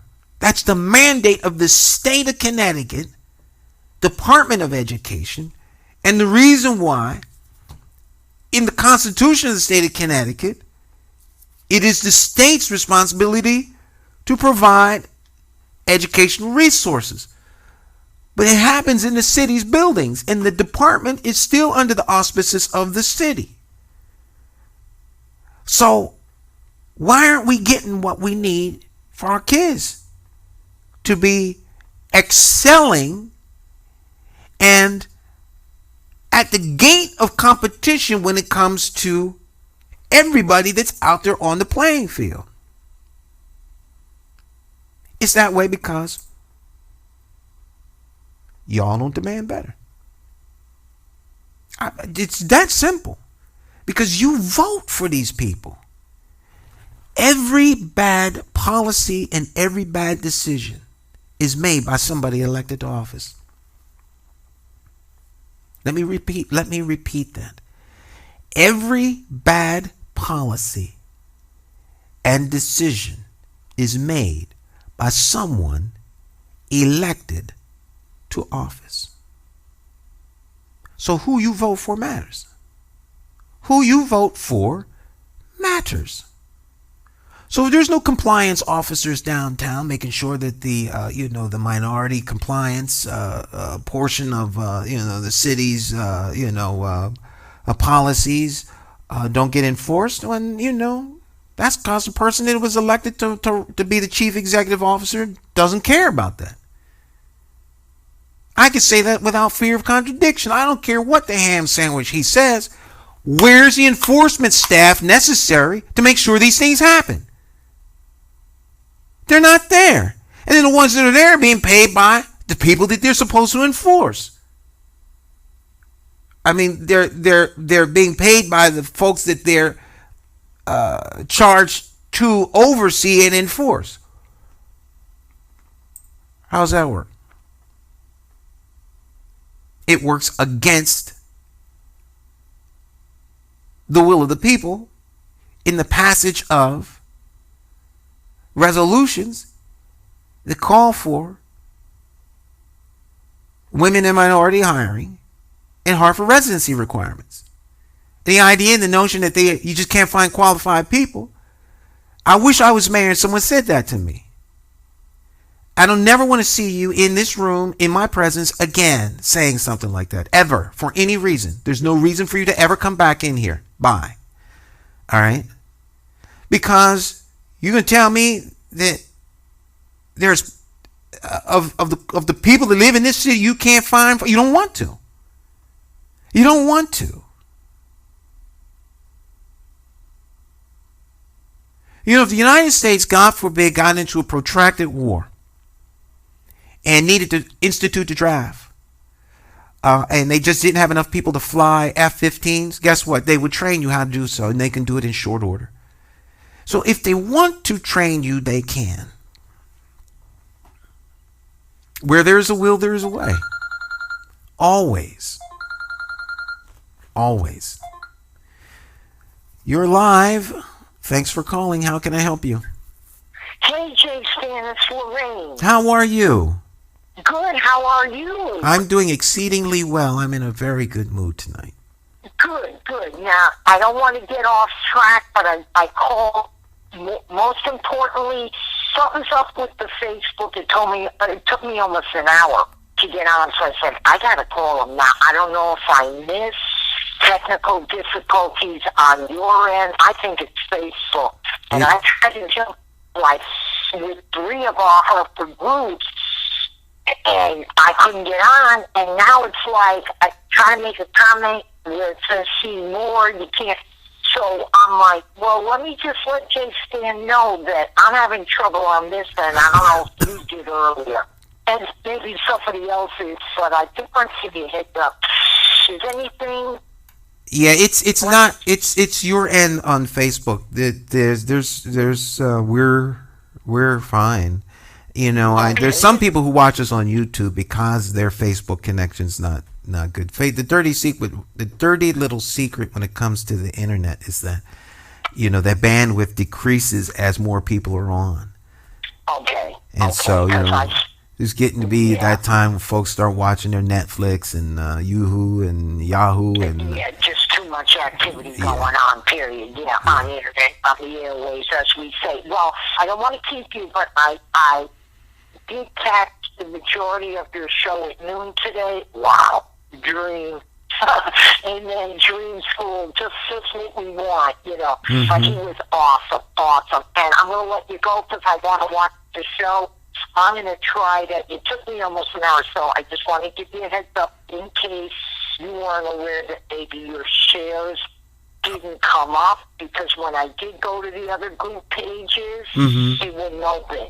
So again, it might just be my end over here. Yeah, it could be your end, and it could be Facebook. Sometimes Facebook actually does have problems, and yeah, lots of not sometimes, a lot of times. So Yeah. I'm gonna get off so you could continue this session, and I'll hope that I can comment and see and stay with the program there. If not, I'm gonna have to go back and try either when you're done or tomorrow. But God bless. I just want to make sure and ask if you knew if anything was going on or if anything got boggled with your shares that you do at the beginning of the show. So. Okay, no, we had no problems. All right, good deal. No problems. Okay. All right, we will continue. I'm with you for as much as it'll stay with me here. Okay, well, God bless you. God bless you. Okay. Bye-bye. Bye-bye. All right. Yeah, sometimes there are technical problems. That's one of the drawbacks of the technology. But it doesn't matter what the technology is. Remember the old technology where you had rabbit ears? Like, believe it or not, we don't watch cable. My wife and I spend our days doing television and communications for a living. So we don't watch TV. We'll watch something on Netflix. But the regular TV, we have antenna. And so, I don't know, something happened to our digital antenna, and so a new one's supposed to come tomorrow. The girls are very excited because they've not been able to watch PBS. I mean, our channel selection is like 5 or 6 channels, like in the old days. So my children are living like I did when I was their age. But we do have cable. But we have the basic cable. The only reason we had cable, really, was so that we could watch the public access channel. That's it. Because we don't watch TV. There's really nothing on. Okay, where are we? Yeah, I like what he said about that. When I become mayor, come talk to me. Let's see here. The schools should be growing their own food and teaching kids how to grow their own food. I don't have a problem with that. In Japan, the students serve, clean, all of that. That's interesting. I had the opportunity to do a project up at Avon Old Farms. It was a project on the WALKS school, WALKS. It's an acronym for, the W is for Westminster, W-A, Avon Old Farms, L, Loomis Chaffee, K is Kingswood, Oxford, and S is Simsbury Academy. Those are pretty elite schools. Average, I would say, ballpark at $40,000 a year. Okay. In the cafeteria, and I had an opportunity to tape the cafeteria. It seems to me, I don't know if Avon,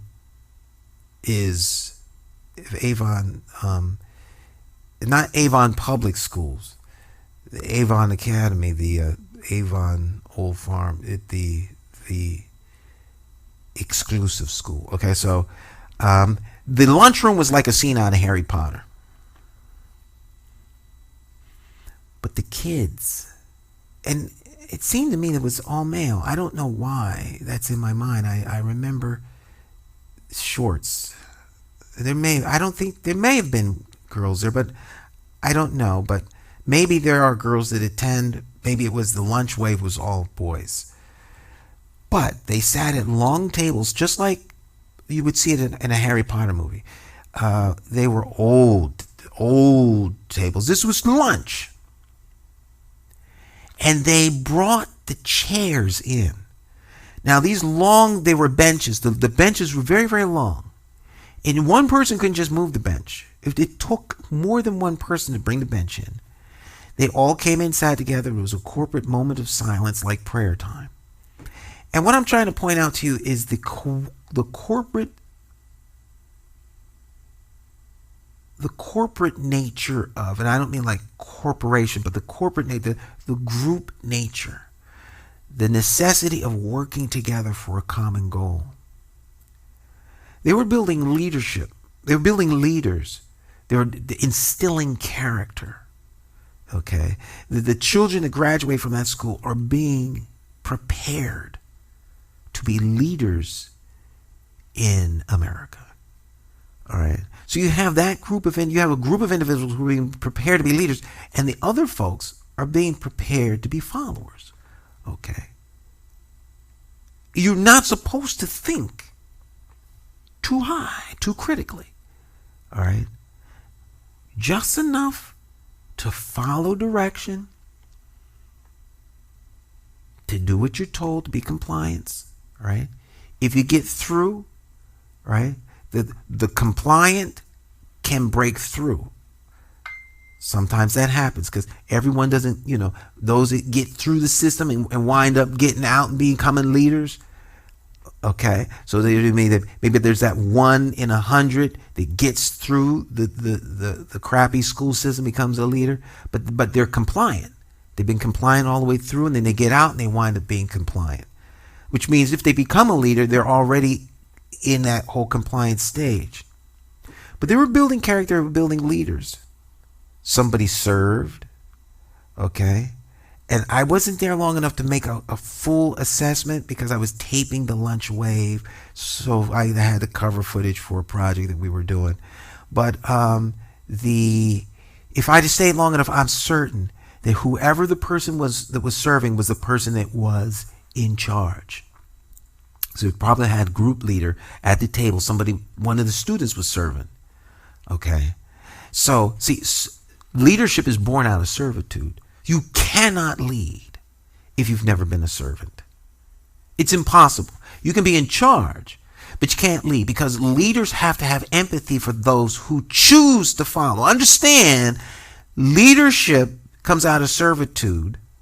And in a true leadership model, those who follow aren't the followers like they're trying to produce out of the public school system.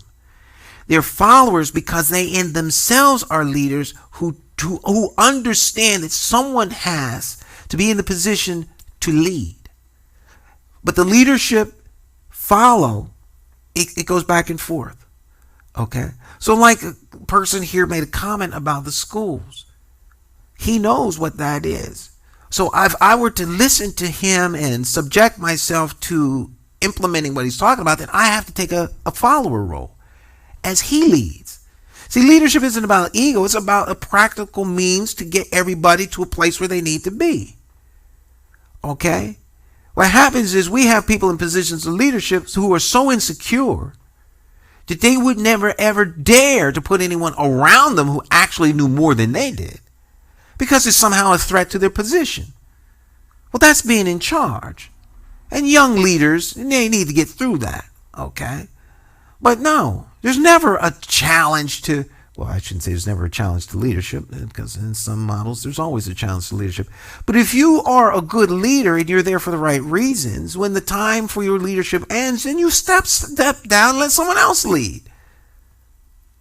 Okay? You can see where that would be very detrimental to business models and particularly in some models of leadership as it pertains to party politics, because you've got to have people who can be held accountable and controlled by the powers that be. The type of leadership model I'm talking about is reckless and dangerous in the eyes of those who are in charge because they can't control anything.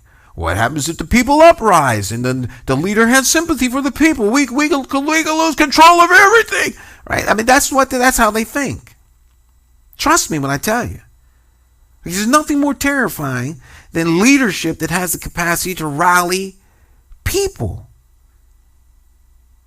And not for power's sake. Okay? Folk are scared to death of that kind of leadership. Scared. But that's okay. Bless their hearts. These are the folk that will stay on the plantation after the plantation, after the big house on the plantation has been burnt down. I'm going to say that again real slow. The big house on the plantation done been burnt down. For the ebonically challenged, the big house on the plantation caught fire, burned to the ground. The plantation owner also known as, aka the master, perished in the fire. Folk won't leave the plantation. There's no negative consequence for them leaving, but they won't leave. They are so inured to the conditions of the plantation that they will die themselves to save it. In fact, several died trying to get the master out the house. They perished along with him. That's how people are with their party politics. They can't see the greater good or the need beyond what the party says they should do. They do not have the capacity to be independent in their thought. What we refer to as independent thinkers. Because the independent thinkers are all kinds of people. They're Republicans, they're Democrats, they're unaffiliated, they're Working Families Party, they're Communist Party, they're straight, they're gay, they're Christian, they're Muslim, they're constituents. They're black, they're white, they're tall, they're short, they're heavy set, they're skinny, they're old, they're young, they're men, they're women. They all possess one thing, the capacity to be critical thinkers, to think independent, to explore new ideas, and to ask questions and demand an answer. That's all it takes to be an independent thinker. No boxes to put you in. No boxes to be put in by someone else. Independent thinker. With the attitude and the capacity to step away from the group of independent thinkers if they go south. See, those kinds of people are dangerous. They're dangerous. I know lots of independent thinkers. Most of them have been stepped on and pushed to the side because they have solutions that no one wants to hear, because the solutions are disruptive to the status quo.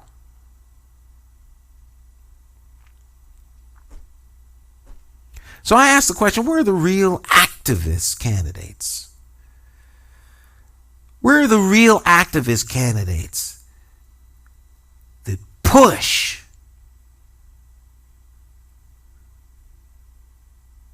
for the constituents' rights? Where are those candidates? I see a lot of people vying for favor so they could be in charge. I don't see any people looking to become leaders. I'm looking for some leaders. Leaders.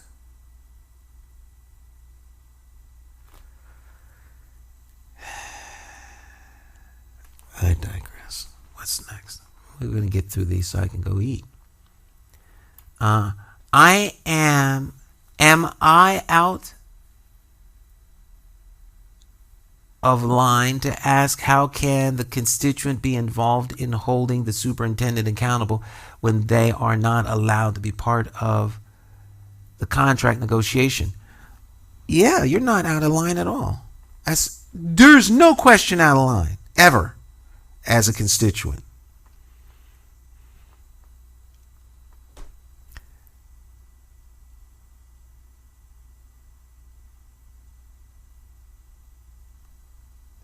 These types of demands have to be made prior to the superintendent taking position and made known as non-negotiables with your board of ed members and with your mayor what you want, so that they understand when they go into the negotiations that those kinds of things are championed. There are independent thinkers who are ex-union leaders who understand and know how to negotiate a contract. Not that they would sell out their unions or their union brothers, but they most certainly understand the need for the constituent, particularly children, to be treated with the dignity and respect and to come away with a better education standard than the kids in Avon. That should be nothing less. Our children should graduate at the same rate as Avon schools or Bloomfield schools. And I don't care how economically distressed, I don't care how traumatized and trauma impacted the kids are. Deal with the trauma, deal with the economic distress, and teach the kids. Ain't a kid in this city more economically distressed than somebody who has gone through a civil war in a foreign country and whose kids make it out of the school system. Kids in Afghanistan or in Bosnia or in certain parts of the African continent who go to school in the middle of war, understanding the value of education and how much it makes a difference. If you don't like the idea that you're shut out of the negotiation process, then make it a bone of contention during the election. Mr. Mayor, you you are the chief negotiator for the city. Will you advocate for these things on our behalf during the negotiations? Or is the union going to be what elects you into office?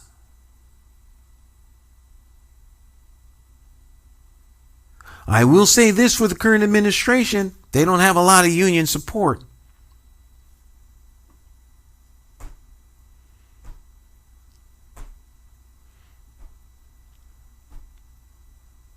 I've had opportunity to speak before almost all of the unions when I ran before.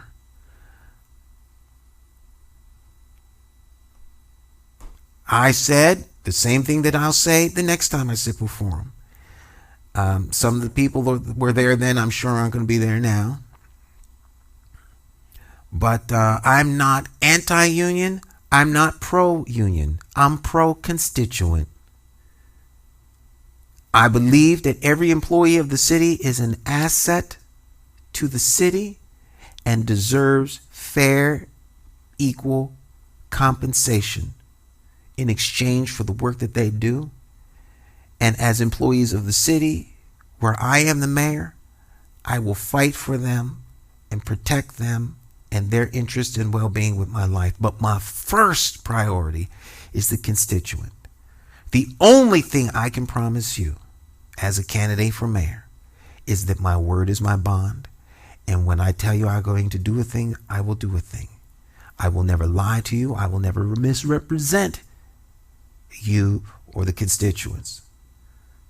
Unlike other folk who you cannot trust in a negotiation, you can trust me. And that's the number one thing necessary to go into any negotiation. Can you trust the people you are making negotiations with? That's all I can offer. Interview over. Generally, that's where the interview stops. Well, how do you feel about this, that, and the third? Oh, I feel this, that, and the third is great, but how does that impact the constituent? You see, if you get in, if the unions put you in, and I'm not anti-union. There are a lot of union members that are independent thinkers. I'm not anti-union. I'm pro-constituent. But the unions are no different than somebody who donates lots of money to your campaign. The maximum you can donate to a municipal campaign is $1,000. But if you got a family that's got, deep pockets, and there may be 20 members of your family that you can spread that to, you got 20 members or 30 members, you got $30,000. You can spread that money out through every member of the family. They can all contribute.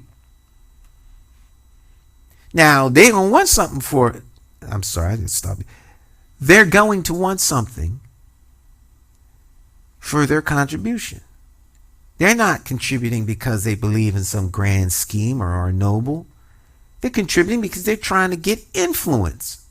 And when certain things come around that are in the interest of their contribution and support, they're going to want something in exchange. That's why the only people I'm really interested in being tied down to are the constituents. I want the constituents to have the same kind of response that the union gets when they call the mayor. I could give you names of people right now. I won't. But I can give you names of people right now. I guarantee you when they call my office, they will get put through. It'll be a list on my call screener, scheduler, executive assistant desk. When these people call, you put them through. Because they're standing with me now. Some of them are going out on a limb. I have one person in the community who's going out way on a limb. I won't mention their name. Way out on a limb in supporting me within a particular community here in Hartford. Their support will not be forgotten, nor will it be dismissed. Because one of the reasons that they're supporting is because they know that my word is my bond and that I'm sincere about Hartford first.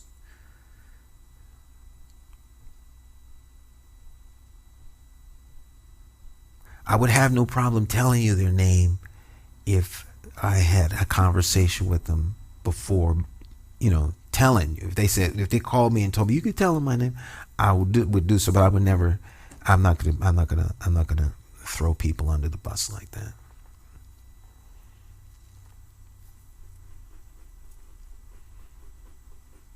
Parents ought not be afraid to speak up at schools.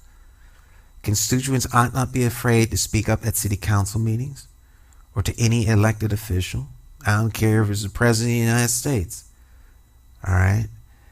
When it comes to you as a constituent, all of these people work for you. They all work for you. All of them. When these people live in an isolated bubble where you can't approach them, you got a problem. You got a problem. That is problematic to me. It's problematic. All right, I have people on my staff are upset with me because I go places without quote unquote,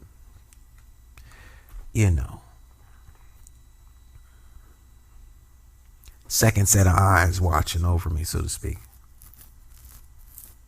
But I'm not scared to go anywhere.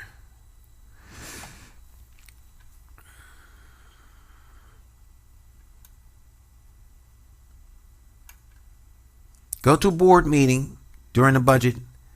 There's a budget hearing coming up. I think it's at Buckley High School this coming week. Go to the budget meeting, take the mic and say, we would like X, Y, and Z from the Board of Education. We want this to be brought up at the next contract negotiation. Speak and let it get into the public record. When it comes to the budget approval, well, the city council will vote on the budget, but you will get an opportunity to speak. Go down and speak. Make sure that they understand the importance of these things as part of the negotiation, because contractual negotiations are where a lot of the unions and teachers and the police union, fire union, all of the different unions, where members get certain inalienable rights almost, because it's contractual. So you may not be able to fire a teacher who is dismissive of your child's cultural sensitivities, because it says in the contract that they don't have to be held accountable if they misinterpret a thing. That way they have a protection. So, I'm making that example up, by the way. But I believe there needs to be more transparency in negotiations for contracts as it relates to the public service sectors. If it was up to me, there would be a camera in the room and they would be broadcast live. Now, for private companies, that's totally different. That's a whole nother ball of wax. Like what's going on with the union and Stop and Shop, that's private. That's nobody's business. That's between the union members and the company. If the union can sway public support on their side, cool. If the company can do it, cool. It's wide open for all parties involved. All right. Well, he's not former. He is a former, but the title still stands. Vice President Joe Biden was up with the Stop and Shop employees earlier today. I believe it was today. Maybe it was yesterday. I don't know what day it is. Okay. So good for them. Okay, all's fair. But when it comes to public service, everybody works for the constituent. It's your government. Your government is making these negotiations. I believe that they should be open and transparent. See, transparency, with me, transparency is real. Okay? Transparency. But it's hard to have that kind of transparency when you didn't cut a deal. Okay? When you cut a deal, the ebonics is creeping out. It's hard to make these kind of... it's hard to have that conversation and the desire for there to be open, inclusive transparency when you cut a deal for union support to get you in office. Okay? So let's say in theory you're running for office and you need to get 8,000 signatures. You need 6,000, right, to get as a petitioning candidate. As a Democrat, you can petition to get onto the Democrat primary ballot. You need 6,000 signatures, all right, from the party members. Not just anybody. They have to be Democrats that are registered. And you got to find them. You got to identify them. You got to go out. You got to get them to sign. Now, it's a very difficult task. It's a very tall order, okay? But the union can put some boots on the street. They can help you. They can help you get those numbers, right?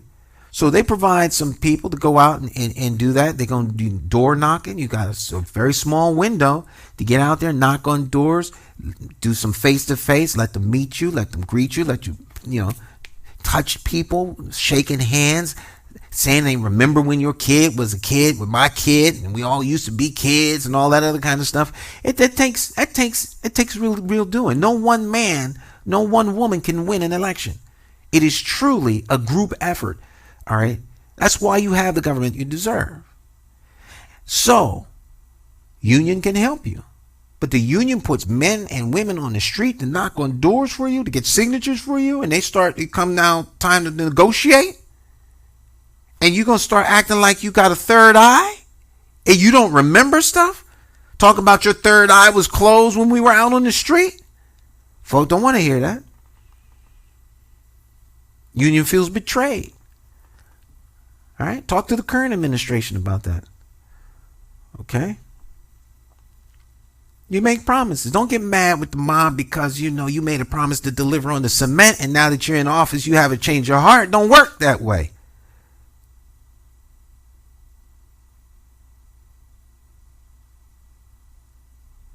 Your word is your bond. You cut a deal, you deliver on the deal.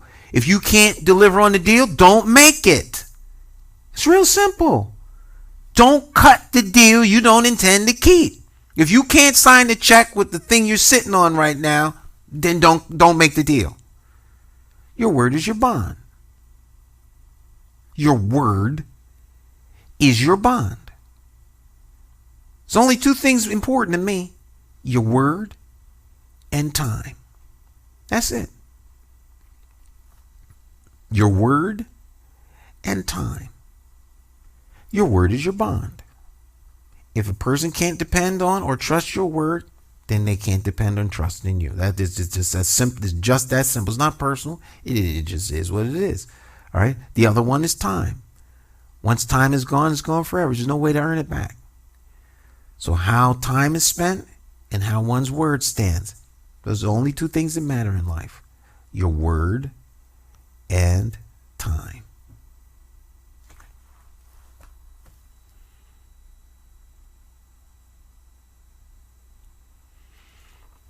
Jay Stan, what do you feel about linkage? Linking downtown development with neighborhoods. Well, linkage is good. Most times linkage is derailed by greedy politicians that put out lies and take in cash. Linkage, there's federal monies generally set aside with most urban development projects.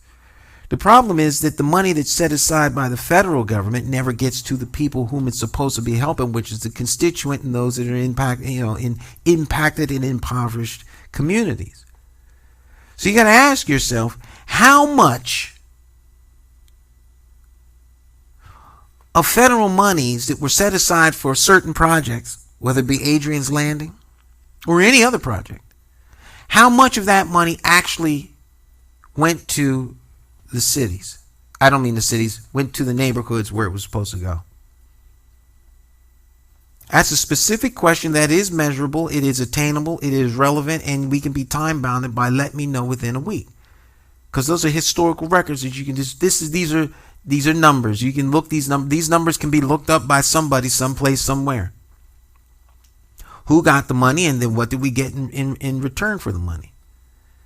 Did the people that got those contracts, did the people that get those contracts, were those people in the inner circle of the power select few? See, these are the kind of questions that are dangerous. These are dangerous questions. The subject is a dangerous subject, particularly in a town as small as Hartford. And trust me, the people who don't like these kinds of questions are fully aware that I'm talking about it right now. Okay? But that's the answer to the question. Linkage not only should happen, it can happen. But it's going to require that there be a chief executive in the mayor's office that is not only willing to make it happen, but is dedicated to making sure that it happens. When external pressures are put on them, not to make it happen. Which means you're going to need an independent thinker. You can't put somebody in there who's a status quo Joe, who's just going to carry the bucket of water, get on the bus and drive it in the same circle.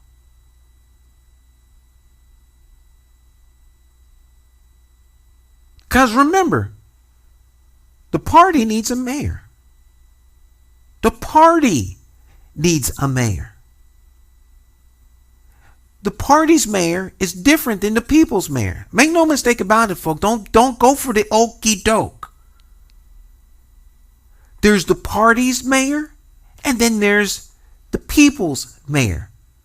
Whom are the elected officials accountable to? Who's willing to buck the status quo, not toe the party line, and put the people first? That's the only question you need to ask during this election.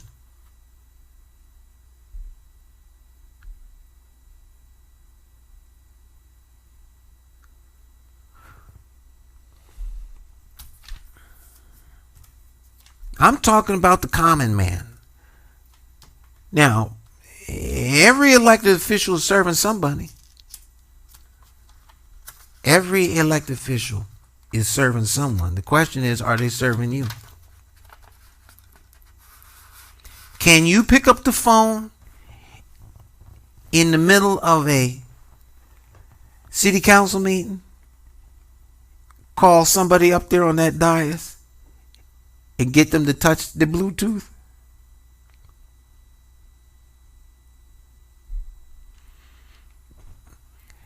When I was out on the clergy circuit, the thing that I always thought was so cool and would always wanted to see and used to always joke about is if you went up there and snatched the sermon from his pulpit, he'd be shut down. He would be done.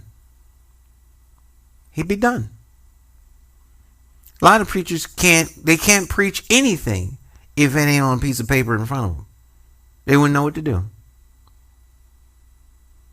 The first 10 sermons I wrote, the first 10 sermons I preached, I wrote down. That was I can't even remember how far back that was. I know it was more than 30 years ago. I've never written, I never wrote another sermon. When I step in the pulpit and cannot deliver the life-changing, life-giving, everlasting word of the Most High God, it is time for me to sit down. Because the source is gone. My time has come and gone. It's just that simple. It's just that simple. Time has come and gone. If you went up to the city council and told them all to put their phones in Bluetooth in a sealed lead lined bag, they wouldn't know how to vote. I say that respectfully, with a little bit of jest, but in sincerity for some. They wouldn't know how to vote. They'd be scared. Because they're going to have to answer to someone for voting the wrong way. You didn't get the message not to vote, to change your vote? If they don't have Bluetooth on, they got the phone sitting on the counter so they can see. Text messages coming in. Okay? Can you do that? All right? There are people in this city, and I know them. There are people in this city can get on their phone in the middle of a debate and have the debate changed. In mid-debate, if they see the name on that phone ring, they've learned how to control their facial expressions, but they know they better pay attention. And if the text message says vote no, guess what they're gonna do? They'll vote no. If it says abstain from this one, they'll abstain. Because they're not your candidate. They're not your city council person. They're not your mayor. They're owned by somebody. So who's going to own your politician? You or the machine? This is not rocket science. It's not some deep concept. This is the ongoing battle for decades. Who's going to have control of the political apparatus? The people or the powers that be? This is extremely dangerous talk. I blocked somebody's phone this week. First time I've ever blocked anybody's phone number. Trying to call me to try to talk me out the race. So let me say this publicly. If another person calls and asks me to get out the race, I'm gonna lay out some stuff that folk don't want to know about. I don't want to get another call from nobody. So the people that make these kinds of decisions and know who the powers that be are, take the message back. Tell whoever it is calling Stan to cease and desist. I don't want to see no. The only time I want that conversation if it's one that I engaged. Other than that, I don't want no third. If it's another candidate, that's a fair conversation. I don't want no third party people calling me up talking about I need to consider dropping out of the race for some idiotic reason that they develop.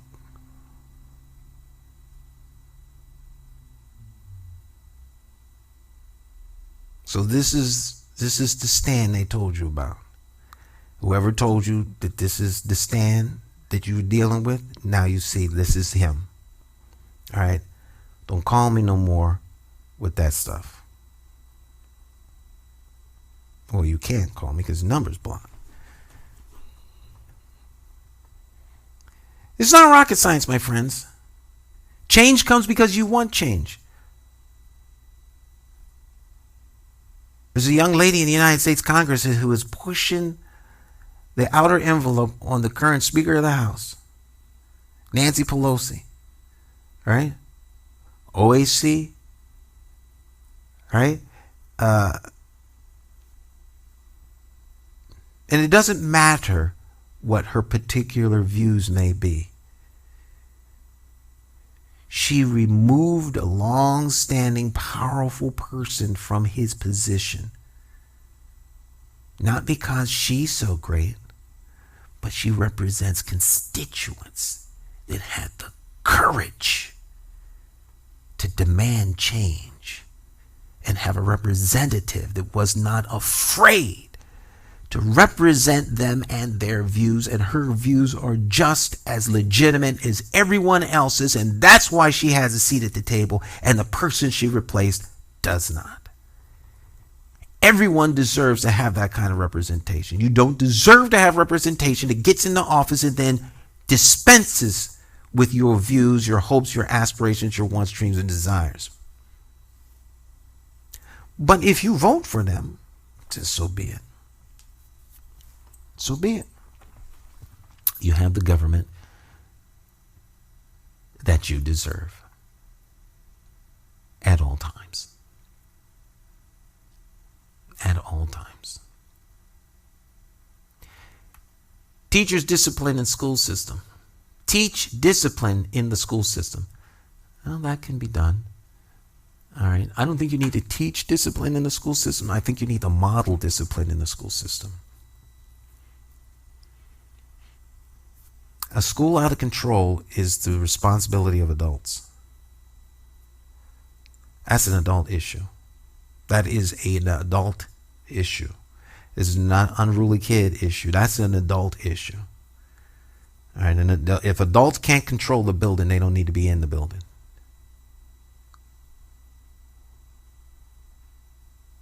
Period. I have a patented method for getting control of any school in this city. 5 days. I can be specific. It can be measured because you got 5 days. It's already time bounded by the fact that there are 5 days. It is attainable. It is relevant because it's going to deal with the children in the school. And can it evolve? Is there room for for changing? Yeah, definitely. And revised. But I don't see a need to revise it because it's going to work. It will work. Will there be any union issue involved? No. No. And it's guaranteed to turn the school around in terms of behavior. 5 days. Even though half my hand was off the screen. Let me redo that. 5 days. Idealistic? Delusional? No. It's deliverable. It's deliverable. It's deliverable.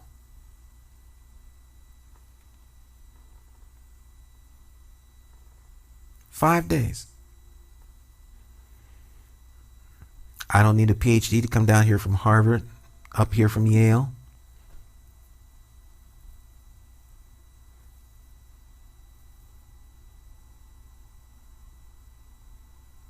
Five days. It does not include any sort of corporal punishment, and it's built on respect.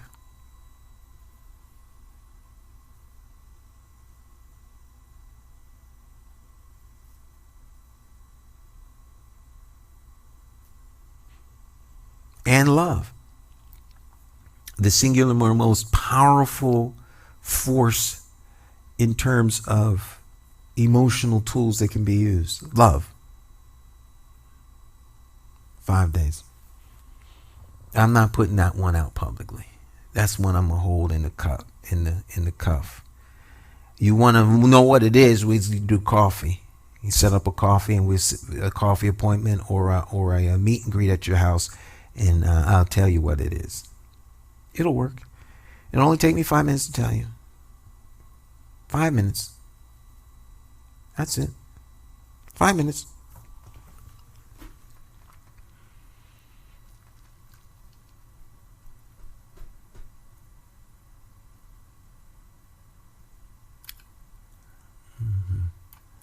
This word allow keeps coming up. The constituents allow bad things to happen by being compliant. By being compliant? Let me read that again. This word allow keeps coming up. The constituent allows, quote unquote, bad things to happen by being compliant. I think I understand the gist of that. By being apathetic and disconnected, they allow. So, you allow your children,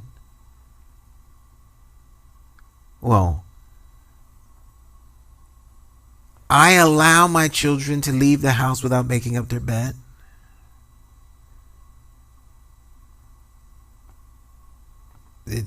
if their bed isn't made up, it's not the children's fault. It's the parents' fault. Okay? So I have one daughter who makes her bed up. She really doesn't make it up. It's kind of in a permanent state of made up. So she sleeps on the outside of the cover. She doesn't think I know that. So she barely puts her feet in the cover, therefore she doesn't disturb the bed. And the upper part is under this tent thing that she's got going on. So when she gets out of the bed, it's kind of like already made up. So she sleeps and doesn't disturb us. She calls herself making up her bed. Her sister, on the other hand, nowhere near made up. Like, where's the covers? But it's like that. It the same way it was this morning is the way it was when she came home. And I talk about her having to make up her bed, but of course, that's it. It's a talk about. So where's the enforcement? So by my disengaging, I allow that behavior by default, that I don't employ the corrective action. All right. But now that I've said this, it's going to be curtains and lights out for her. Okay. All thanks to you, Brother Martin. Well, constituents merely, by asking questions, be able to affect the kind of change needed? Yes, absolutely. Do constituents need to be organized and mobilized by trained community organizers? They can be. They can be. There will be a natural migration of ideas, minds, and people to move, to have an organic movement. Okay, eventually, because people will get to a place where they get so fed up. Now, the cycle is short enough in terms of windows, so that by the time you realize you could start doing something, and do start doing something, your kid is in like 11th grade, you either opt him out of the school or he graduates and then you're done. You can't put up with it anymore. Okay. So it may not ever get to a full boil to where that actually happens. But there could be a parents' union. Why not have a parents' union? Teachers have a union. The Connecticut Parents Union, Gwen Samuel has a Connecticut Parents Union. I've seen her talk at the State Board of Education. You can see her talk on the State Board of Education because we covered the meetings where she was there. Not only did we cover the meetings, she raised the money and paid me to come down and cover the meetings, even though CTN was there, because she wanted to make sure that they were covered for almost a year. She's not wealthy. And she's one of the few community people who refused to have me do it for free. And paid me not only my standard rate, but the going rate for the coverage, which is more than what I charge the Board of Education. Because she's a parent that's serious about change. When's the last time parents went to the State Board of Education meeting? It's during the day. It's inconvenient. But they got a lot of work to do, and they have committee meetings. Before I got there, they were having committee meetings, and the meetings start at 9:30. And they go all the way to 3 o'clock, 4 o'clock, 4:30, with a 1 hour break in between, and they're meeting all day. 6 hours that's a short meeting.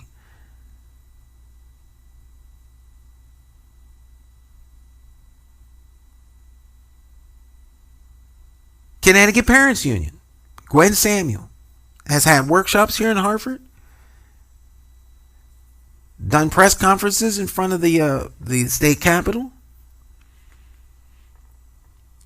Yes, speaking up makes all the difference in the world. I see what her showing up at the State Board of Education meeting with a camera is going to wind up with footage where it can be publicly disseminated. I see very clearly how they treat her. They treat her with respect because she's a constituent who cares enough to come out and be engaged and involved. And those kinds of constituents can all of a sudden shift a whole city or town away from a gubernatorial candidate or a mayoral candidate. Oh yes, when you speak up, it does matter and it does resonate. It's real easy. Prepare yourself a little 3-minute speech. It's nerve-wracking to get up there and start talking, but you go through your speech and you say it, you get it down to about 2.5 minutes. That way you can have time for the long pauses, 3 minutes. You deliver your speech and you hold them accountable, and then they're going to have someone come back and talk to you at the end, because it's inappropriate to have an exchange conversation. It's not a meeting with the public, it's a meeting in the public. So if you go down and you talk to them, now it's on the public record. The program is recorded, okay, and disseminated widely on television and on social media. They do care about what you say. A lot of times it's not so much that these are bad people, it's that you don't say anything, so they do what they believe is in the best interest. Okay? That's like one person picking the meal every day for 60 folks. And then you find out a week later they didn't like what you picked. Well, I asked if anybody wanted anything special. Y'all said no. So I got what I wanted. If you don't speak up, if you are disengaged, then you get whatever they want. That's not necessarily a bad thing. But you don't have to settle. Now, if you're happy, then fine, cool. Go with what we have. There's no reason not to. But I've covered enough Board of Education meetings in 36 years to know that a lot of times people complain about what they heard. They don't have a clue about what they're talking about because it's something they heard. They weren't at the meeting where the things were discussed. They don't know how they came to the conclusion. They just heard. So they're reacting, and not even reacting to what happened. They're just reacting. Government works because you're part of it. And you have to be a part of government, because it's very rare that you're going to find someone who's going to be a true advocate for you no matter what you do.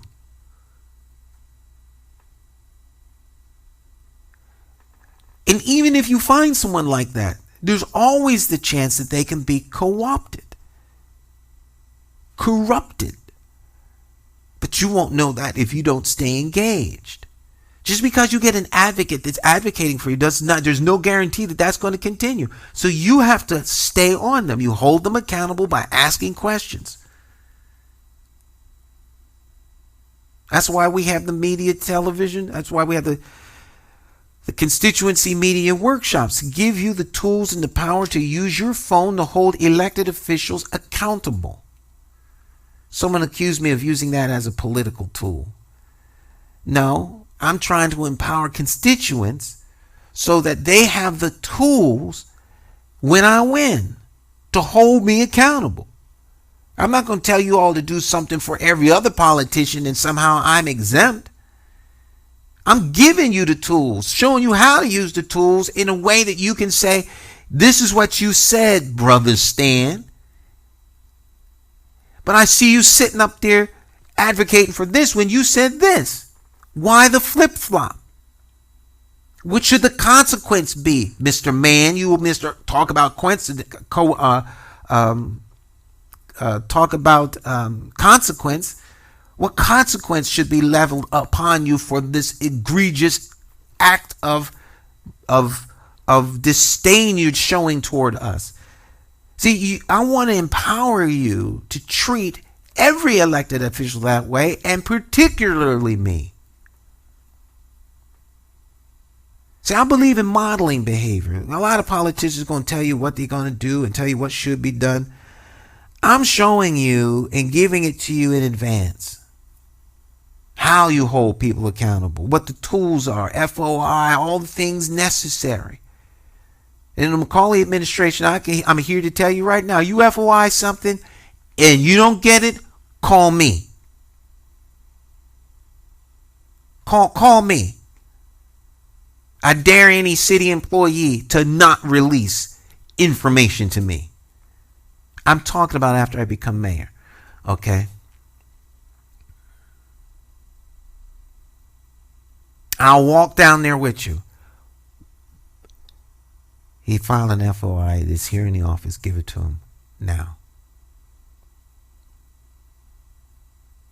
But. Call your union steward right now. You can go home for the rest of the day. I'll pay you.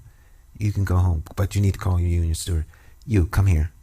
Get him. I'm old school. The law is the law.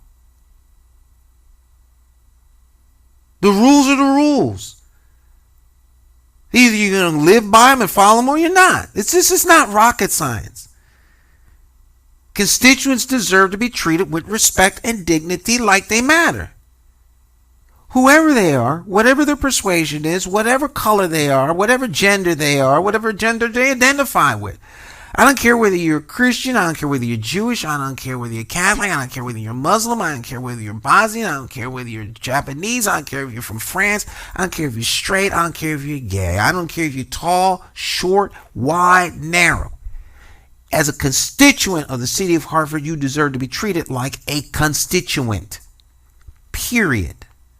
I don't care if you didn't vote for me. It doesn't matter. You're a constituent. Well, I don't remember you coming out and voting for me, so I don't see why we should do anything for you. Are you serious?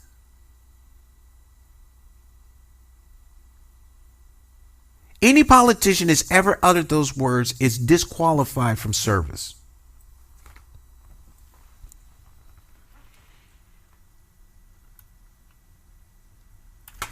That should be the first question you ask the politician. So what are you going to do for me if you get in and I voted against you?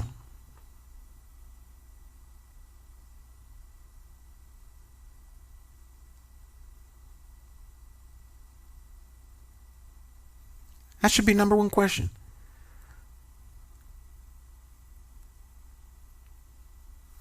Most politicians don't have the time of day to talk to you once they understand you're not going to vote for them. Some will turn and walk away from you right on the spot. That's how much they respect you as a constituent. In the middle of the conversation, once they understand that you're not voting for them, some of them have the audacity to actually turn and walk away from you. But you're the constituent.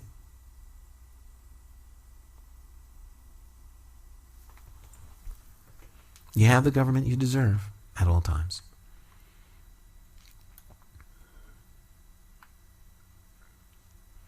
We aren't getting what we need because there is some type of strategy to handicap the students, whereby their deficiencies become a liability to the student, but an asset to those who seek to compete for employment that requires higher order skills.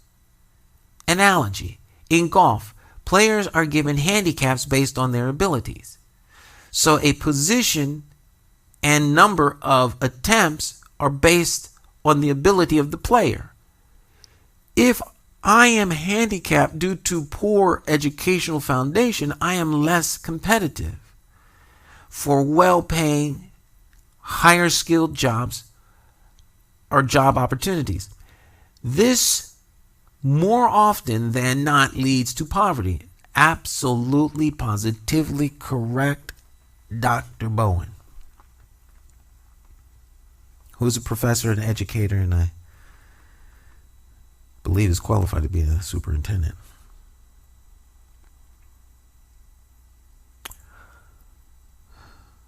With the old E something. Was it an E6? I don't know. Alexa, in education circles, what is an E6? She doesn't know. Alexa, are you there? Yes, I'm here. I listen once I hear the wake word. Well, I used the wake word and you didn't answer me. But it's the question. The question is silly, and I whatever the title is or the certificate is, it's not enough to make demands. What plans do you have to organize and mobilize your supporters? I don't know if that question is to me or if that's a question that is rhetorical, but I'll take it as though it is to me. It is not enough to make demands. You do have to organize and mobilize. For me, once I become mayor, I'm going to organize and mobilize every school with a PTO and school governance councils. The school governance councils will be in full operation and in full effect in every single school in the city of Hartford. It will be a mandate. It is a non-debatable for me among the individuals that I appoint to the Board of Education. That I don't care whatever else you come up with a policy. All right. Well, I do care with all kinds of stuff they come up with a policy because I'm going to have one of my own that I want them to champion. It's open and subject for discussion, obviously. However, as the mayor who is responsible for the well-being of the children of the city of Hartford, I do believe that I should have a workable, well thought out, actionable vision and plan for the city as it pertains to education. I will unveil it in its fullness here on this program at some point within the next, let's make it a deliverable, in the next 2 weeks. Okay, and I will let you have that. But one of the things is absolutely critical, as far as I'm concerned, is school governance council in each school that is functional. It will be a condition of employment for certain individuals within the building that there be a school governance council that is functional. It will be something that is brought up in the negotiations with the school teachers union, with the principals union, and whatever other union is involved in the school. Before we do anything else, this has to be established.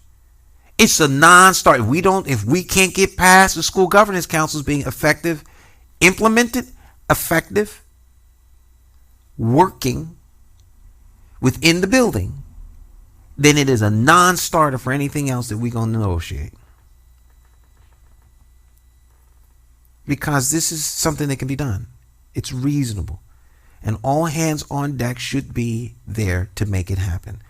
Now, if you want to know my views on school governance councils, it's a show I did 3 hours long, already on here. Go to the website, click on TV, and all of the programs that we've done are there. That's why I take the time out to do this, so that there's a library of what our positions are on everything. I challenge any other candidate to do the same. I think we got like a 30 program head start on them if they did one a week. Okay.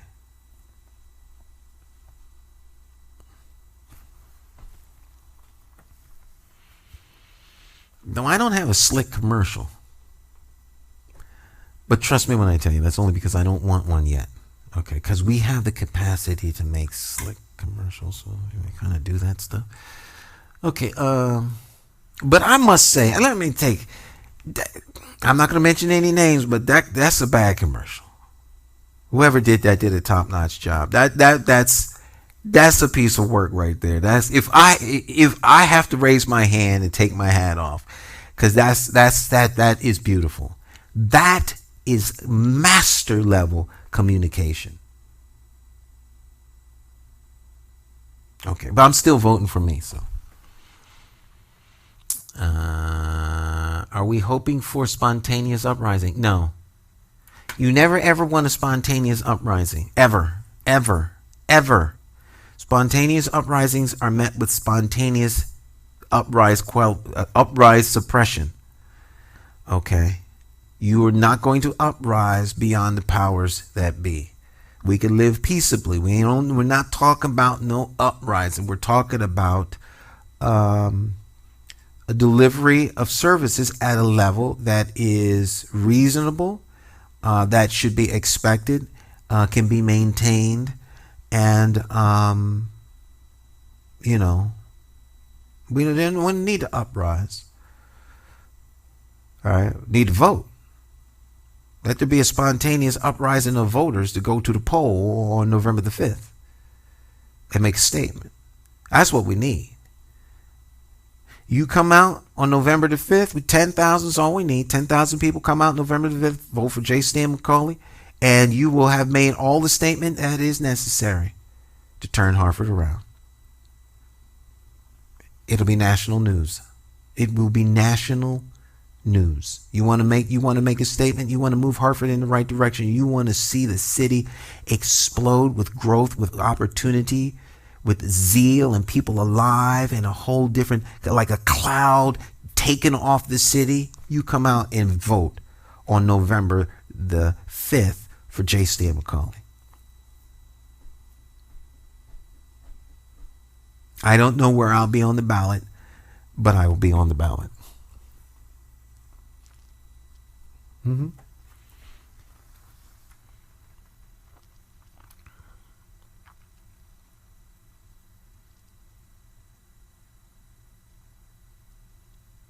Avon Old Farm School strives to be the best college preparatory school for boys by cultivating young men of integrity who honor wisdom, justice, inclusion, service, and the pursuit of truth. Well, if that's the mission statement, it is demonstrated in that lunchroom. And I thought it was boys because I remember boys. Because I remember that it was hot. The day that we did this shoot, it was blazing. And they had short pants on, but they still had ties. And it seems to me that they had on their jackets. That was what I guess was considered hot day attire. And the lunchroom was not air conditioned. Okay. See, none of the creature comforts that make for easy living. Blackboards with chalk. Okay. It's a matter of what it is you're trying to instill in the student. You're trying to make leaders that understand what it is to serve, to have integrity, or you're trying to make drones. Lunchroom looked like a prison lunchroom. Windows modeled after the new prison. You know, how many prisons has the architect designed in the school? See, these are the kinds of questions I would ask before, when I'm in charge of stuff. Well, we have an architect. Have they designed any prisons? Done. No. I don't want no one designing a school in Hartford that has ever designed a prison. I'm not suggesting that the current architects that did any of the schools in Hartford designed prisons. But I'm suggesting that these are the kinds of things that you need to know about. Because nothing happens in the abstract. Not at that level. Every decision is thought out and executed.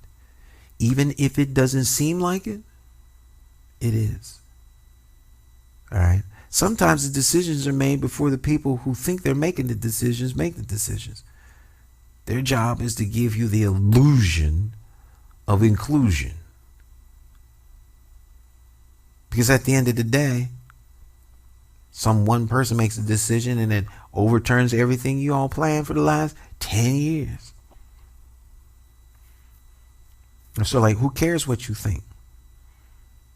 You don't get to make the choice. I do. And so, these are things you need to think about.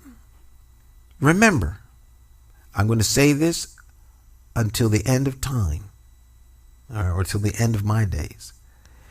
Every decision, good and bad. We're not worried about the good ones, so we're focused on the bad ones.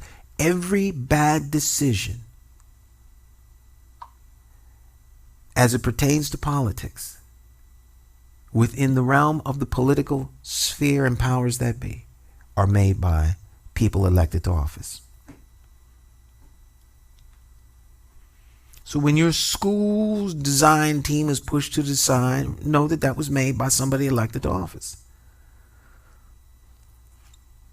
Because appointed people answer to people who are elected to office. Sometimes it's not elected Sometimes it's not the elected folk you see, but it's somebody. And those decisions are made by the people who control the purse strings of those that are elected. You should be shocked, awed, and disgusted that there's a candidate in the race that has the capacity to raise $500,000 in 3 months from people who don't live in your city. I don't know what part of that you don't understand in terms of who's controlling the candidate. Now, if you think that you got a bigger voice than the $500,000 that the candidate that's currently sitting at 550 Main Street has, then you are delusional and sadly mistaken. But there will be people lined up waiting to be branded on the backside of their behinds so they can go into the voting booth and sit their little branded behind on the voting thing and cast their vote, because that's what they were told to do, and they'll do exactly what they're told. Okay? Because they lack the capacity to be independent thinkers. It's what we call plantation governance model. And every plantation has good overseers to make sure that the folk that are there that need to be brought under control and subdued and do what they're told, do what they're told. So one could liken some aspects of the race as who's going to be the new master.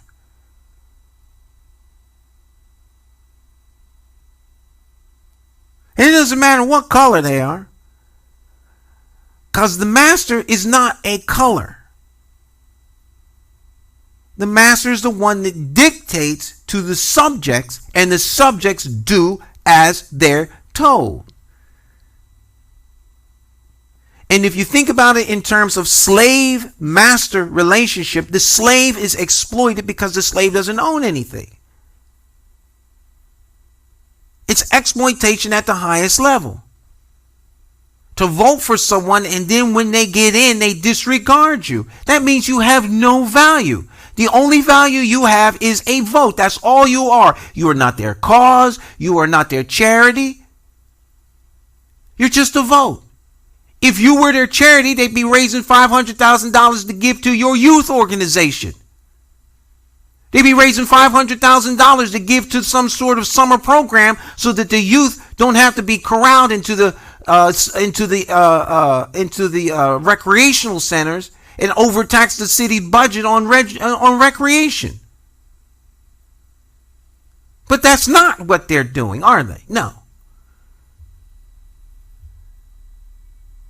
Not at all. My wife and I figured out how much money we've donated to the city in kind services since we started taping our shows. With 3,000 shows almost at a cost of about $350. That's just in the last 3 years. Okay? At a cost of $350 each is over $1 million in kind donation to the city. In production services.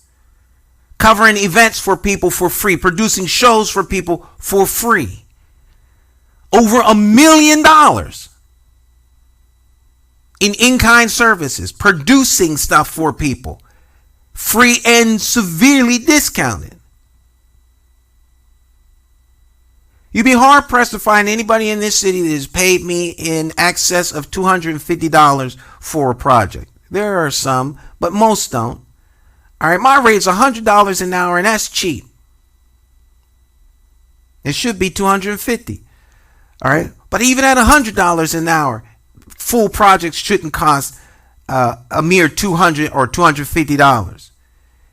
It takes 6 to 7 hours to edit anything I work on.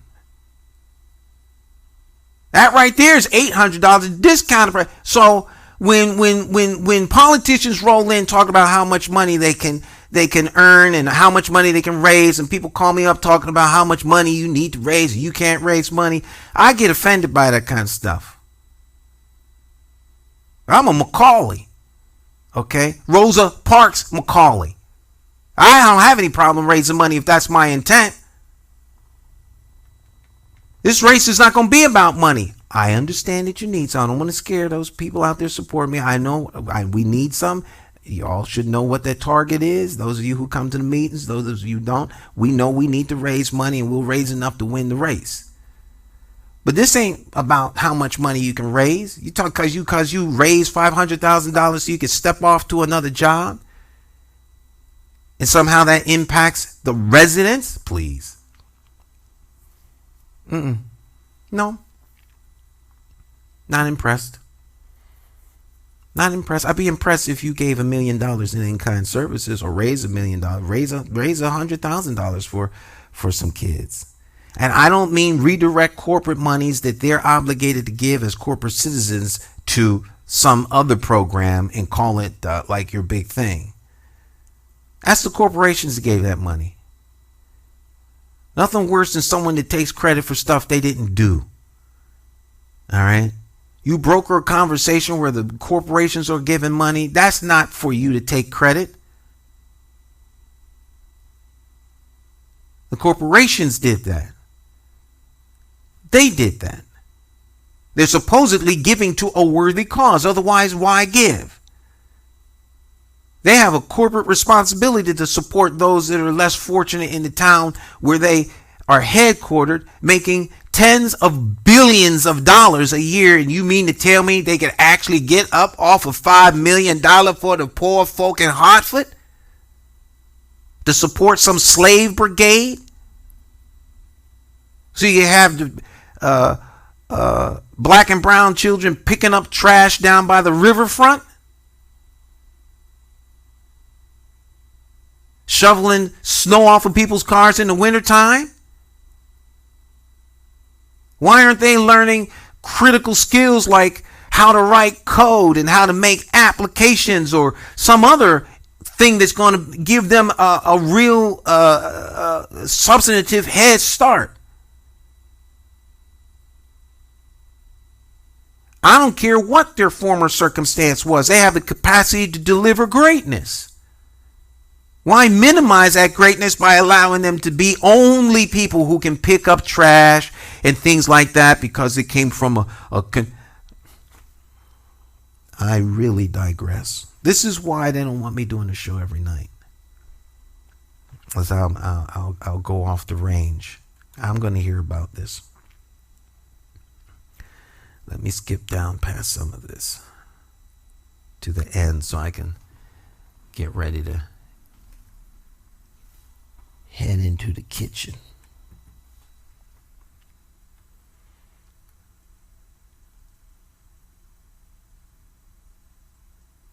Is the stand machine needed to get us into the mayor's office? Yes.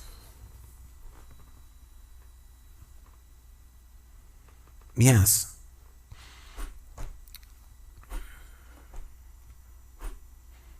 There's always a machine. Every machine is a system, and every system is designed to produce what it is. Every system produces what it's designed to produce.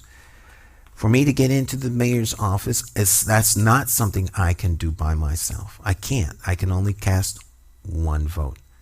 The machine is there to get the votes. All right? This is something, quite frankly, that's easy to win.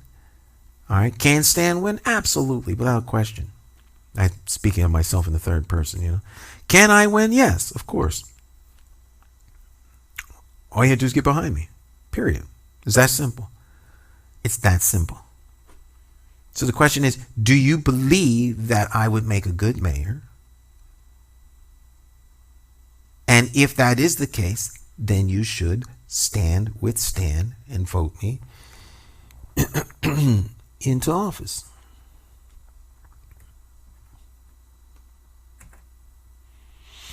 Stick and stay. We'll be right back.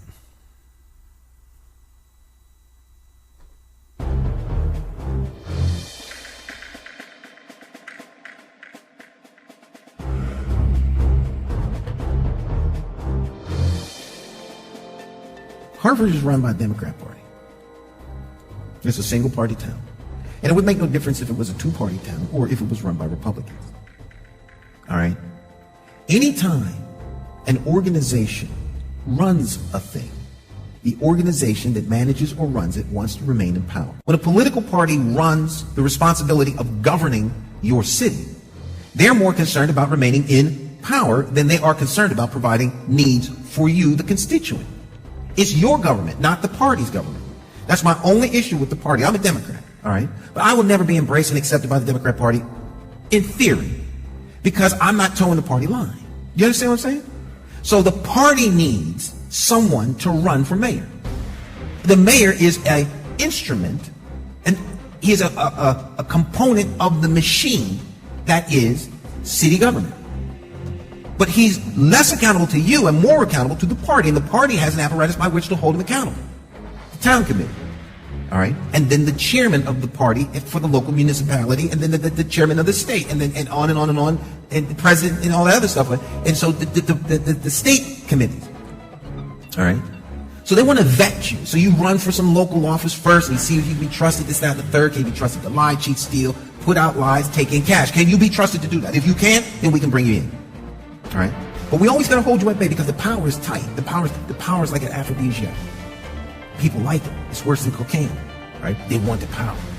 And once they get a taste of the power, they want to hold on to the power because the power is literally to give projects up or down. That's it. All right. But the power is not meant for that. The power is there to manage the system on behalf of you all, the residents. Okay? But when you as a constituent are not satisfied because there's people being murdered and it doesn't seem like anyone's giving it any attention, and you feel that your investigative agencies like the police department should be looking into these things, you then become a thorn in the side of the people who are supposed to be doing stuff. All right? Or you have a community review, like a civilian review board. And the civilian review board flags particular incidents that happen by police officers. But those incidents might be a liability to the city. So the city is crushing those things from going any further because if they do so, in theory, they will expose themselves to a liability and they could be sued for millions of dollars. So they never sees the light of day. So you, the constituent, who's supposed to be in charge of all of this, are kept in the dark. There's no transparency because they don't want you to know what's going on with your government because it is a threat to their power.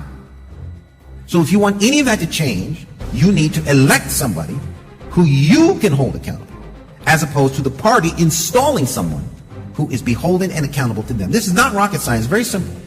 Very, very simple. Very simple. Don't let anyone tell you that you don't have the capacity to hold accountable your elected officials. They want you to think that way because then you accept the fact that you don't have accountability over them. But you didn't put them there. The party put them there. Understand?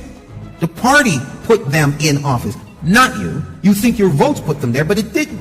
It only takes 35 votes to get into the office of mayor. That's the town committee. If those 35 people come out and vote for them, they're in. They don't need you to come out. All right? And so you have the illusion of choice, the illusion of a modicum of control that you think you have, that you find that the rude awakening comes 3 weeks after they get in office.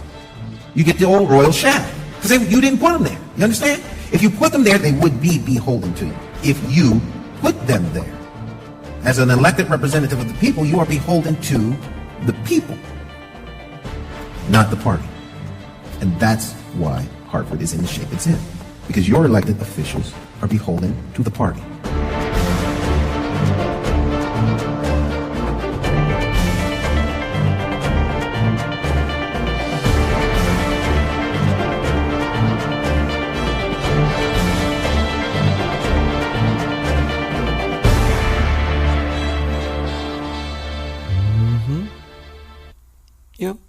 Yep. Yeah. Mm-hmm.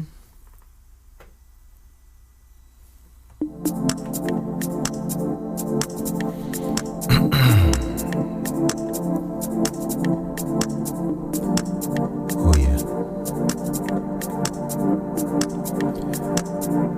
If you didn't get an opportunity to catch our midday special, take the time out to do so. It's only an hour long. Our special guest was Tim Goodman. He is the founder of Community First School that will be getting started, I guess, sometime around 2020. And we talked about education here in Hartford. Very, very good conversation. He is an expert on the subject of education. We like to bring you experts on the different areas that I think are important to the city of Hartford, and we will do so in all the areas that we feel the city needs to take a different reprioritization of the points. Youth education, communication, working outside of our silos, the crime and public safety, and last but not least, economic and community development. Those are areas that I think we need to have, realign the city's priority, that those 5 areas become what we focus on. All of this is very spelled out on our website at McCauleyforMayor.com, and you can see where it is vertical in its ability to have input and change so that it meets the needs of you, the constituent, and this is all being done for you.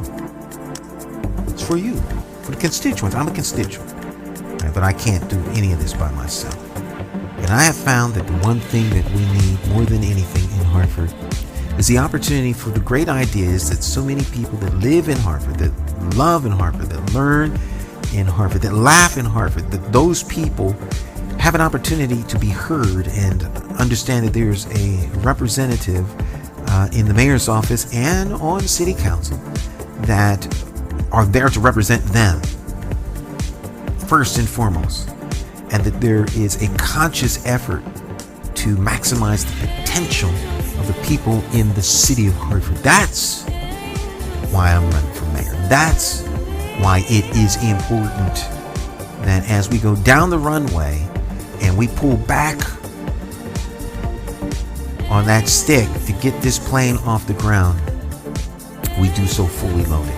And so we will bring you conversations with people that are experts in their particular fields, whether it's communications, whether it's organizing and working together. We're going to bring you some world-class organizers.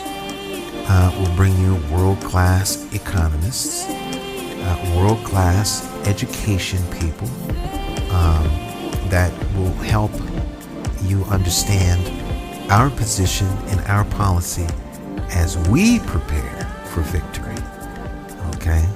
And what our philosophical approach is to management and running a city the size of Hartford with a budget of about $500 to $600 million with an extremely high debt load. And it is what it is. Right now we're getting $50 million a year from the state. There's no guarantee that that continues. What plan is there in play or that can be realized or seen or envisioned that can get us out of that? Well, we will have the specifics for those questions. They will be measurable, attainable, relevant, time-bounded, have the capacity and the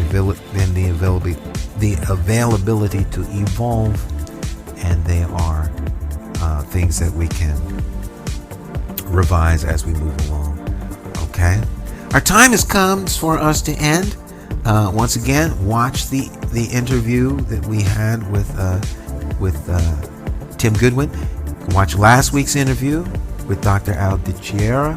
He is a criminologist. We talked about crime.